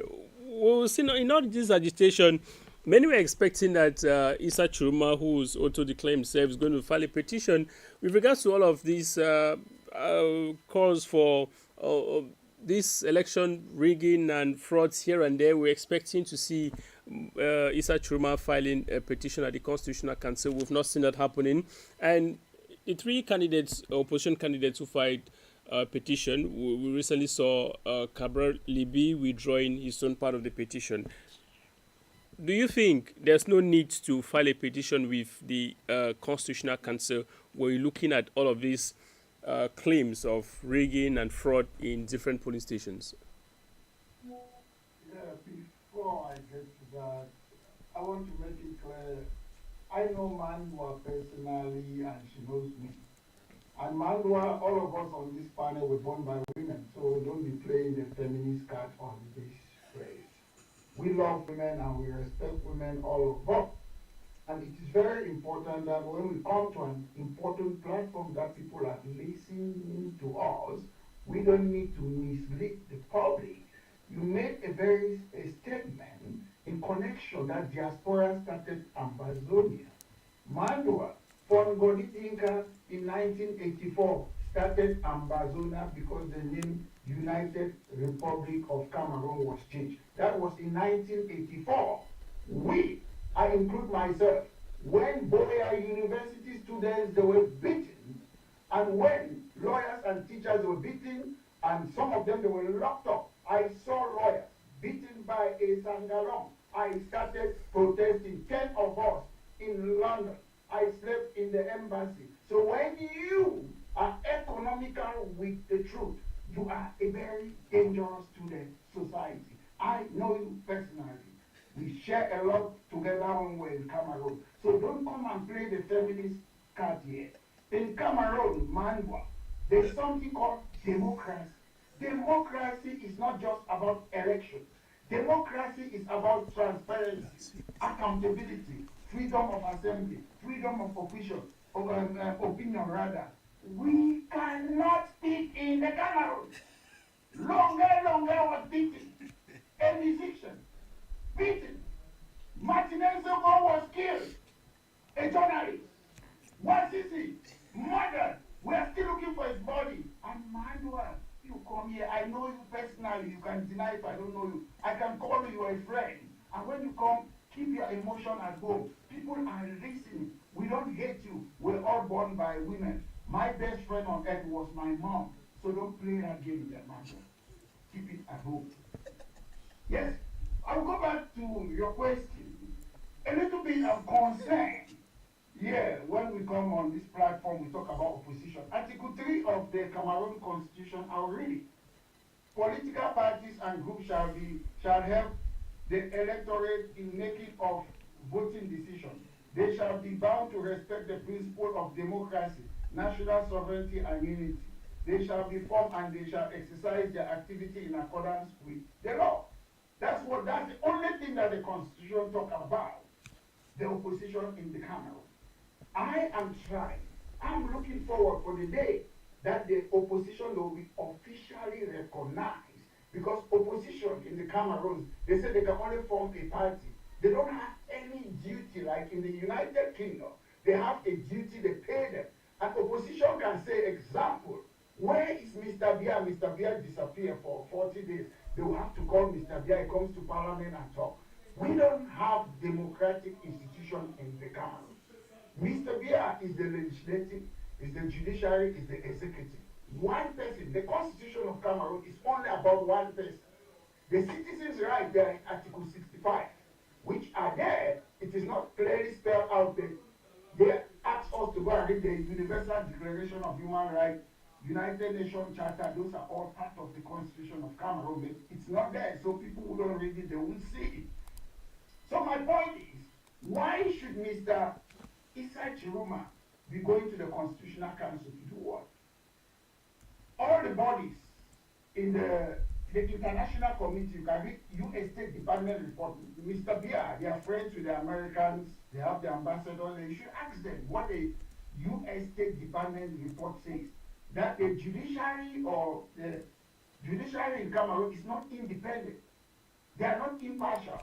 So why are you going to an organization that you know the result? You already know what they are saying. They say our institution, elect and all those things. I happen to know, I call him the head of Elekam, Uncle Eno Abraham. When we used to fight for Southern Cameroon in Northwest region, there was a governor. I know him personally. He used to say they have sent a name up station in Bamenda. I know him. Those people, they should be on retirement. But they are still there, and you don't expect Turkey to vote for Christmas. If a new president comes, they will lose their position. Atangana Clement, he should be on retirement. If a new president comes, they will lose their position. So we should not be making mistake thinking. Even President Obama said sometime to African leaders that democracy is more than just election. Hitler was elected, but Hitler was a dictator. Saddam Hussein was elected. There are lots of dictators who were elected. Election doesn't mean it's democracy. Election is just election. So it's nothing to do with democracy. People are watching us here. When we are speaking, let's make our point clear. Mr. Biya was not eligible in 2011 to be a presidential candidate. What happened? They changed the constitution in 2008 to allow him to stand. Maurice Kamto was not eligible to be a presidential candidate in 2025. Why did they not change the constitution too? Why is it that we change the constitution only for one person? Then we talk about democracy. That's not democracy. Mr. Biya was not eligible. The constitution said you cannot stand in 2011. He changed the constitution. Then Mr. Maurice Kamto was not eligible, who happened to be my professor when I was in Wakele. He was not eligible. Change the constitution for him, that's equality. When you change the constitution for Mr. Biya, you don't change it for another person. It means some people are more equal than others. It is very, very clear that we should stop talking and thinking that democracy is just about election. We are in the Cameroon. Mr. Tangaji said, oh, more the next people. These are people who should be accountable to us. We need transparency. We have heard of Orende Gate, Camp Gate, a lot of things. They should come and explain to us. They come and sit and they talk to us as if they are talking to children and give us lecture. Press, they ask them questions. All right. In the United Kingdom, the press, they are more powerful. They are more powerful than people like Atanganji. The press, they can bring you down. Okay. So it is very, very important. Let's not bring our sentiment here. When we talk on this program, people are watching. Okay. To be able to judge and see whoever is talking is very important, rather than trying to play the feminist card on the TV station. We got you. Thank you very much, Metro Alex Dive. We have a call online. We'll try to connect with you. We told you can send in your contributions via the number on your screen. Hello, you're welcome to the Pan-African debate. Let's get your opinion. Please be brief and straight to the point.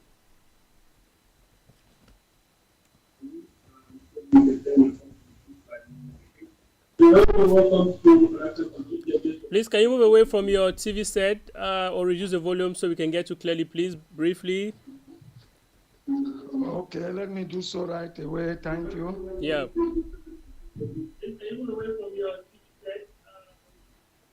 We can get you. Please go ahead. All right. Good evening, Pan-African debate. I want to thank you for the great job you people are doing to advance democracy in our country. I am Paul in Village Douala. I want to say that we Cameroonians, we want peace in our country. And for peace to reign, all the stakeholders involved in the electoral process should do what is required of them to ensure that peace reigns. I want to say that I feel very bad about the Minister of Territorial Administration that we have in this country. Because a Minister of Territorial Administration is supposed to be somebody who is neutral, considering the fact that he is involved in the electoral process. If they say that Mr. TCHROMA should go to the Constitutional Council for whatsoever, if he decides not to go, I agree with him. Because Mr. Atanganji, when he made mention of the fact that when there is a football match between Real Madrid and Coton Sport of Garoua, it is certain that Real of Madrid is going to win. And here, Real Madrid stands for the CPDM regime, and Coton Sport represents the opposition. So if a Minister of Territorial Administration can say a thing like that publicly, a person who is supposed to be neutral in the electoral game it already shows very well that everything has been planned to see that Real Madrid wins the game, to see that the CPDN regime wins the election, even if Cotton Sport merits to win. I don't know whether this minister in question watched the match between Cameroon and Argentina in 1990. If they had told him that Cameroon was going to defeat Argentina, he would not have accepted. All right. If they had told him Cameroon going to win Brazil of the recent World Cup, he would not have accepted. Okay, Paul. So these are people who are contributing to see that peace doesn't reign in our country. Sorry, we can't accept that last comment. You can accuse the minister of being part of people who don't want peace to exist. We understand his position, and knowing fully well he's operating within the context of his jurisdiction and his role in ensuring peace in Cameroon. And for sure, that's exactly what he's doing with regards to his position. Thank you very much, Paul, for your contribution. We come back to the studio, Mr. Ndium. We're rounding up, and at this juncture, Cameroonians, the anxiety is high, and the eyes are focused on the Constitutional Council. But at this point, we're expecting TCHROMA to have deposited a petition with the Constitutional Council. On the other hand, Cabral Libi, who had deposited a petition, has withdrawn his petition. What do you think TCHROMA could be planning, and what do you think Cameroonians should do? We're looking at scenarios and possibilities, and your message to Cameroonians. Our wish and intention is for a conclusion of the electoral process in calm and in peace. Okay, thank you very much. I want to start by saying that I'm not a prophet and I'm not a soothsayer, so I cannot read what is in the mind of Chiroma Bakari. That's one. I would rather read what is in the minds of many Cameroonians.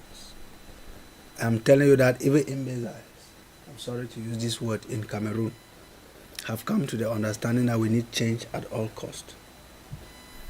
And again, let me go by the gimmicks of the Minad boss, Atanganji Paul.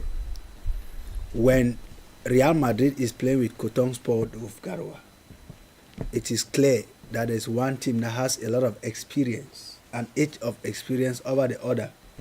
But experience alone is not equal to vigor and vitality, which is what gives energy for the players to run. So by thinking that you count only on experience gives a chance for the Cotton Sport of Garoua to even bully you with at least 4 goals. And if you go by then, you look at this present election, you see that Real Madrid is already at 12, and Real Madrid is at 2. Cotton Sport is already at 12. That 12 has been scored by the people and not the coaches. Yes. So at this point, I am talking now from the perspective of Cameroonian, because I know I'm taking the microphone for the last time. Listen. The first constitution of every nation is the citizens, because it is from the citizens that a constitution is written. That said, if I were to address somebody, I will start by addressing 3 people. 1, the Minad boss should stop intimidating us, because Cameroon does not belong to ministers. It is the minister that belongs to Cameroon or to Cameroonians. That's 1. 2, let the military who took the oath and swore to defend this nation defend the nation at this time and not an individual. Because each time the Minad boss comes out, he promises us that we'll be arrested, and that more people will be arrested this time than 2018. That's intimidation, which is not good in a democratic country. Lastly, to the population, listen.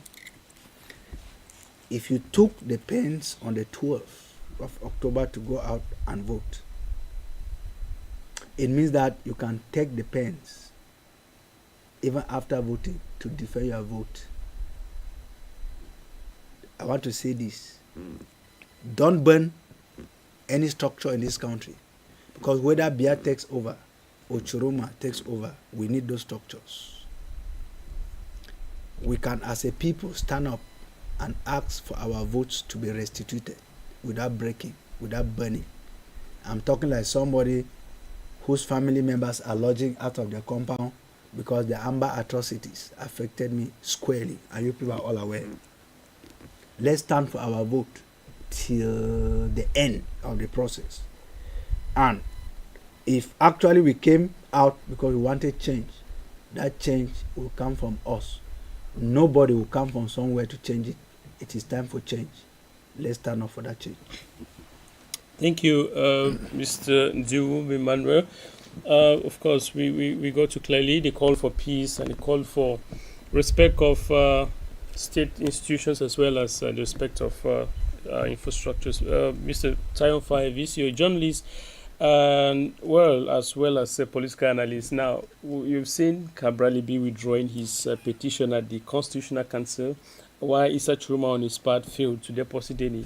Do you think this is dangerous for the nation, and what will be your message for peace and the call for respect and orderly nature during this process as we await the verdict from the Constitutional Council?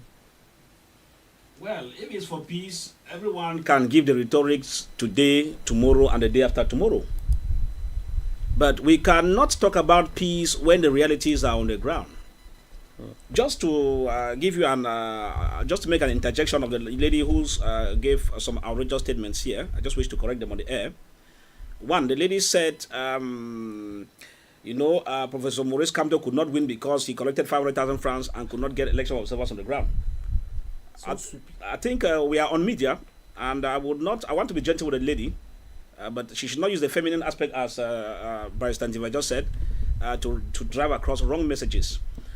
First, you must note that when political parties go in for elections, they have what we call 30 million. That is dished out for them, and is given at 2 different installments. After the first week, they receive, or before they start, they receive the 15 million. And towards the end, or sometimes even after the end, they receive another 15 million. Sometimes it's always a delayed tactic, so that they don't get the money in bulk. That could enable them have what it takes to challenge the ruling party in terms of campaigns, given that campaigns require money. And so when the lady on stage there talks about, she has repeated Professor Maurice Kamto about 4 times here. 6 times. Or 6 times. I don't know whether she has a problem with Professor Maurice Kamto, but I think when in the diaspora, it doesn't mean you are knowledgeable enough. And you can't tell us that you know the politics over there compared to us who are here on the ground. I speak as somebody who works within the ranks and files of Professor Maurice Kamto, and I keep the records in toto. You can't come on air, Pan-African media, and you say that Professor Maurice Kamto received 500 million and could not get election observers. I want to tell you we had them, and the results are clear. And it was clean and clear stated that 2018 election was won by Professor Maurice Kamto, and even when we went to the Constitutional Council, the papers themselves that were presented were equally said null and void, irreservable. I'm sure she should follow those proceedings. That's why I tie in now with Dr. Nukahans, or Dr. Elijah, who said the lady should go for research. It's good when you come on air, carry on research. If you don't know, get to Cameroon, ask the people. But I hear there was a money that transpired. Can you enlighten me? We could give you more information. When you come on air now, you blow within the armpit of the information. If not, you might be ridiculed, and people think that you are saying because you're there. So that is that anyway.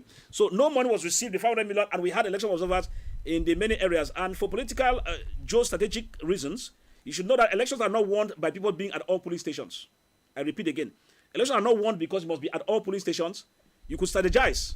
You take where the population is. You have an overwhelming victory, and outsmart the areas where you were absent. 3, just to talk about that before coming to, just because there's no time, the issue of blaming opposition parties of not being whatsoever as the result why President Pobia is there, it's wrong. It's wrong. Why? In an area where we have political maturity and political accountability, in each polling station we have what we call we have representative of administration in each polling station. If you go to Nzian, for example, it means that for all those polling stations where you have administrative representatives, it means if the administrations were actually just in their job, they could tell you that no, 20 people came and voted. I cannot sign when you're telling other 20,000 are voting here because I've seen 20. It means that because administrators are not supposed to be partisan politics, they're not supposed to be partisan politics. Administrators are not supposed to be partisan politics. It means that if we have a rightful country, whether parties are absent or not, it suffices for those persons to tell that no, these results are not correct. And I've seen some representatives in some places this year who said no, they are not signing, they are not co-signing, and they are part of the representative administration, that they cannot co-sign this because it's not correct. This is what we mean by administration are represented everywhere. CBD is represented in all the police stations, but if opposition is absent, in a normal country that fears God, some of those persons with the absence of opposition will refuse the fortification. Go to Njian, for example. They will tell you that Njian has 92.17% in favor of President Pobia, which means 33,352 in Njian. I mean, in Njian division. Just wait, I'm still coming. But Mr. Luis, to cut the story short, I will tell you that for the sake of peace, the peace comes first from those that man the administrative tendency. Because when you insult the people and you do things that are unorthodox, you push the people to the wall, and that can breach the gap of peace.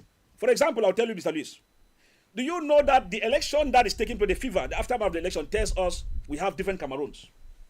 Why are there different Cameroons? In the West, people are arrested. Nobody has been shut down. Nobody. Listen. But a security vehicle was burnt down. Listen, and again, you now realize that there is a fear factor somewhere. It means some people are standing their ground. Inside Chiroma, Bakari tells you it will not be business as usual, and it means business. That's why no arrest is done there. But in Bafusam, people have been bundled up. Until a commander of Gendarmerie, or the commander of Gendarmerie is making an audio. So, you now see that if it was in the Northwest region, they would have been shot point blank. They would have killed anybody who was coming out to protest. They would have shot you hands down. So, we have three different scenarios. Those in the relative areas have different treatment. Those in the other areas like French region and other, apart from the northern region, have different treatment. Now, those in Garoua, because they are standing for what they believe is correct, and they are holding it tight, they too, there's a caution. Right. What do I say? Caution is required. But I would just say generally, for peace to reign, I would appeal on the powers that be. Do the right thing. The heavy military deployment you have sent to Garoua, the armored cars that are in Northwest, Southwest, the right things are done. We will collect all the 25,000 soldiers we have in Cameroon and send them to the far north. Boko Haram will end within 2 weeks. All right. Because every army will be at every door. But now, we are mobilizing heavy military deployment to Garoua. There's no Boko Haram in Garoua. We are sending them there to the main town in Garoua. It's to tell you that something is wrong. So, we don't need to put ourselves in panic. We pray on the powers that be. You do the right thing, you avoid wahala. You don't do the right thing, you assume the consequence, because this time around, people will bear the responsibility of their actions. Okay. No more, no less. Thank you very much, Mr. Fivis. We got you clearly. Dr. Elijah Nwoku, your final observation, just like Mr. Far said, for the sake of peace, what's your advice to Cameroonians as they await the final verdict from the Constitutional Council, the only body that is recognized to declare the outcome of the October 12th presidential elections? Yeah, sorry. Luis, I want to say here that when you look at the oppositions and what they are doing, they are looking at what is in front of them and reacting to what is in front of them. Because there is no way that you're going to tell me that Atangana Clement, who sent a motion of support that Paul Biya should run for election again, is going to take his pen and calculate and sign that Paul Biya has lost. There is no way you're going to tell me that Ba Umaru Sandra Umaru, I'm calling members of the Constitutional Council, those who are going to declare the elections, those who are looking at the vote counting. There is no way Amadou Tijani, a former member of the Central Committee of the CPDM, there is no way Array, I think they call her Array Florence Rita or whatever her name is, who has been a member of the CPDM all along and just resigned when she was being appointed a member of the Constitutional Council.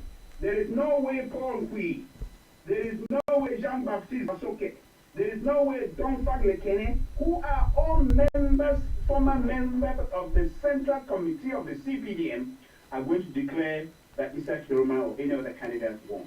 That is why I started by saying that the institutions in Cameroon that are supposed to project an atmosphere of fair and free elections are corrupt. That is why why the international community does not see the elections in Cameroon as credible. There is no way any of them is going to declare that any person other than Paul Biya has won. Therefore, the opposition candidates have no hope that anything they throw at the Constitutional Council as a petition or whatever it is going to go anywhere. That's why you see Cabral Libi withdrawing and Osi and all the other people. I don't remember if Osi has withdrawn. Now you see Cabral Libi and one other candidate has withdrawn whatever petition they have in there because they do not see any hope of anything happening. Now, let me conclude by saying this. Last time, the regime rigged the elections and it was come to, and those in Douala and a few places in the west and so on, agitated and so on. The other time, they rigged the election of John Frundi. Those in the northwest agitated. They are dealing with a different ball game right now. They should be very careful. If you listen to the declaration of Issa Chiroma Bakari, he said, I am Issa Chiroma Bakari. They should go and check out what Issa Chiroma Bakari is. And you have all those people in Marawa, they are sleeping at the house of Issa Chiroma Bakari, waiting that if the government tampers, that they're going to arrest him or do anything, this nation will be in pain. And we do not want that. Not only that, we have Boko Haram in the north.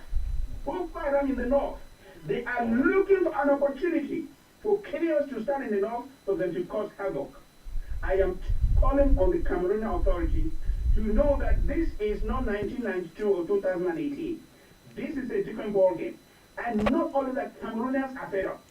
When somebody is fed up, when life means nothing, when they are ready to go in and do whatever it is, when they are ready to sacrifice their life for whatever it is because they see that life is meaningless in Cameroon, be very careful. I'm calling on the Cameroonian authority that they should look at what is going to happen in Cameroon, and if it happens in a negative way, they are going to bear the consequences. Because, ladies and gentlemen, you are going to tell me that the Northwest and Southwest that has vomited the regime in power and have been fighting their so-called Amber, which I do not support, have voted overwhelmingly close to 90% for the person that they have been fighting.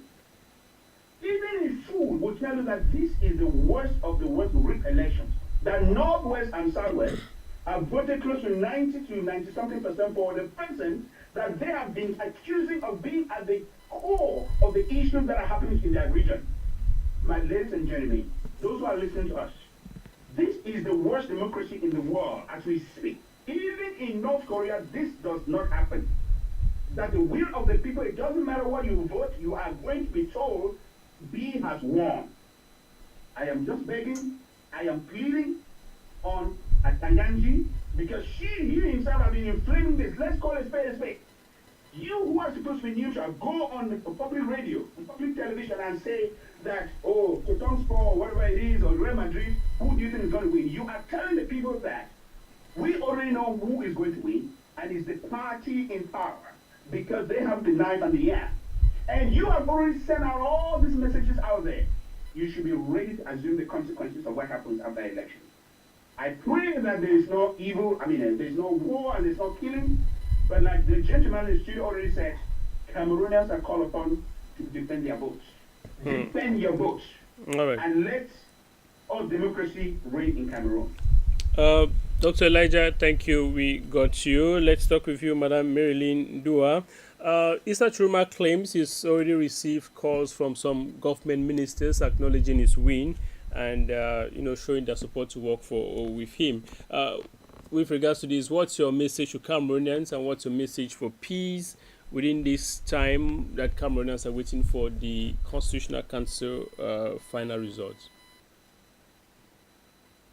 I just want to say in closing, I want to tell you that we do not want to rob Peter to pay Paul. As much as Cameroonians, we want change in the right way. We do not want the regime to rig the elections, neither do we want the opposition to rig the elections. We don't rob Peter to pay Paul. We want change in the right way. You have a lot of people here making a lot of affirmation gratuite, of the we say in French, that they can't back up. Everybody's declaring stuff that they can't back up. We had a whole lot of negative Nellies making claims about Cameroon. I just pulled up from ChatGPT. I looked up the economy of Cameroon. Cameroon is a middle tier country in terms of GDP. That means you have some African countries that are doing well, better than Cameroon, and you have a whole lot of African countries that are doing worse off than Cameroon.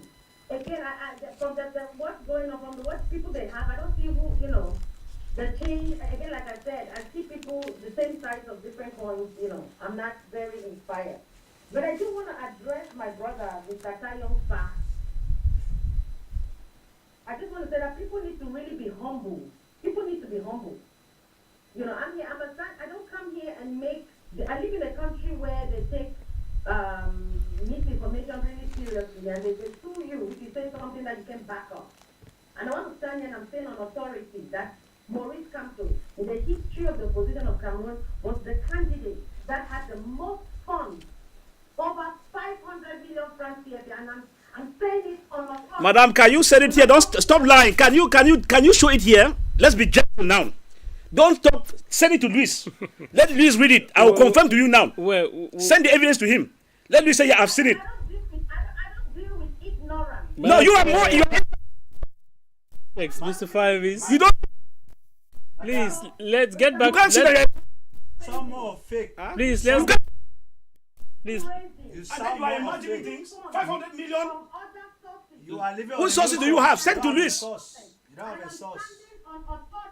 No authority, madam. I see you are propaganda of the CPDM regime. Mr. Emmanuel, Madam Marilyn, please. No, you can't run a candidate down. Let's get Because back he's not to here on the platform. Please, let's get back to the context. She Please. cannot be American and run down a figure. You are not. 500 million. Where do I who gave him? Please. Do you have the trace of the money? Send to Luis confidential. All right. Now let me please. It's not about respect. You don't want to I have the respect. microphone, There are a please. lot of lies. You say a professor par excellence. You come and say that he collected 500 million plus. There are a lot of lies you have told today, You should be seen where you're coming on air. and I wish to have the opportunity to address you. You don't see in America, you blow grammar at random. Yeah. Okay. Madam, Please. you Let have me told- get the mic. You have told a lot of lies today, and I'm thinking, madam, you have told a lot of lies this day. I don't owe you any respect, madam. You said 500 million. From who? The money of the last election, even he has All right. collect the back. That said, Madam Marilyn, please, You have a problem with Kamto. can we get back If to you are our context or communicating to our for the topic? CBN, If you are coming with CPDM, communicate with CPDM. Don't come and be hiding. With propaganda. What's the problem with a particular figure? Come here and misinform people. Is Kamto the subject of this today's discussion? Kamto is not even a presidential candidate. Yeah, Mr. You are Fa- bringing his name over and over. Mr. Mr. You should be Emmanuel, ashamed of yourself. please. Madam Marilyn, please. It is Please, sad. please. Madam Marilyn, please, can we get back to the context and my question? Madam, if you are communicating for the You can't be in Cameroon talk about 500 million plus. Who gave the money to him and for what reason? All people become uncomfortable. I think No. that's what's going on here. Madam, You I have don't- exhibited an act of ignorance. Unfortunately, It's a shame. the lies you have I'm a told media have man. exposed you Investigative more journalist for that matter. I don't talk national things level. at random. Find out. All right, let me get back my microphone and let, I stand by my word. You stand by your words because you are sent by the regime. When you want to blow CPDM trumpet, come directly. Present yourself as a CPDM Mr. member. Fa. I will be quiet. You disrupt people who are talking as a Because you are talking trash, young lady. Well, and we understand. Do you know what 500 million plus? All right. Get back my microphone. Thank you very much. My technician, please, can you get me back on air? And thank you very much. Sorry, Mr. Fa, Mr. Emmanuel, Madam Marilyn. I think let me just conclude with get to Dr. Elijah Inoko. All right, Med. Okay, I'm concluding with you, Med. Now, an evaluation of all of this, and maybe just briefly your point of advice, your message of peace, because our interest here is to ensure that the electoral process in Cameroon concludes peacefully. Camerooners are waiting probably in less than 10 days from now the verdict from the Constitutional Council. Metro Alex Nzive, briefly, let's hear you. I should say, they say Cameroon is a medium, blah, blah, blah country. Singapore has nothing, and they are relying on manufacturing and trade hub. Cameroon has everything, natural resources, everything. We should know. We don't get into power to just sit and do nothing. We get into power to better the life of people. And there's something important. I know when we talk about peace, we want peace. We should look at what are the causes of problems. It's very important. Always life. In life, in London, I go and demonstrate everywhere. We say, no justice, no peace. That's how we say it. We don't say peace. We have to say the other side of the coin. It's very important. And there are factors in life. I was very happy that my syllabus was coined by maybe the Bia regime. I did the causes of the French Revolution, all those things. That was my syllabus in Cameroon, not in Africa. So sometimes they taught me this thing and I learned the causes and causes of war, immediate causes. And sometimes there are causes of war like political, ideology, different economic problems, psychological problems. So if we want to talk about peace, we should look at what is happening in order to stop it. Yep. Sometimes in Western countries, people are elected in government. In the United Kingdom, we used to have a program, IRA, Northern Ireland, that caused trouble all over this country.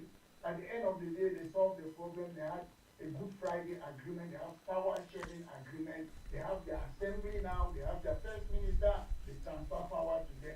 So sometimes, when people are crying, and as a government, you sit quiet, the politique de silence. The politique de silence is very dangerous. We don't see our president. He's not accountable to us. And when you look at things in the Cameroon today, when you look and you say, what? The government has lost legitimacy. You look at political scandal, widespread corruption, conflict of interest, people misusing public office for their own personal gain, unmet promises, Ring Road, they lied more than 30-something years, deep sea port lied, declining economy in the Cameroon. You see all those things, economic decline in the country, ineffective administration, they cannot protect our people, levying taxes for people that they cannot pay and they don't have this social or economic development. You look at this thing, there are signs to tell you when a government is illegitimate. What happened? Non-compliance. You see people what was happening after election. Mass protest, you saw it. Non-compliance with the law, and people start what? Relating or asking non-state agent to help them. If the government of Cameroon cannot help to protect our people, why? There are functions when you go to government. Maintain law and order, enforce law, assist the people economic and socially. The government of Mr. Bia have not been doing that for more than 43 years. You don't go to government just to sit there. Mr. Bia is a witness. Mr. Bia has given us evidence what is happening in his government. TCHROMA, corruption, Undongdong, Mendoze, Aba Polka, Nebengo, Atanganakuna. You look at all these stuff about corruption. I am very sad. It saddens me when I sit here every day. People call me from Mutengere to Boya. It takes 4 hours. 4 hours.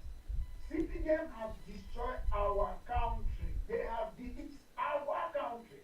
We are outside our country. It doesn't matter. This is not our country wherever we live. We still want to come back to our home.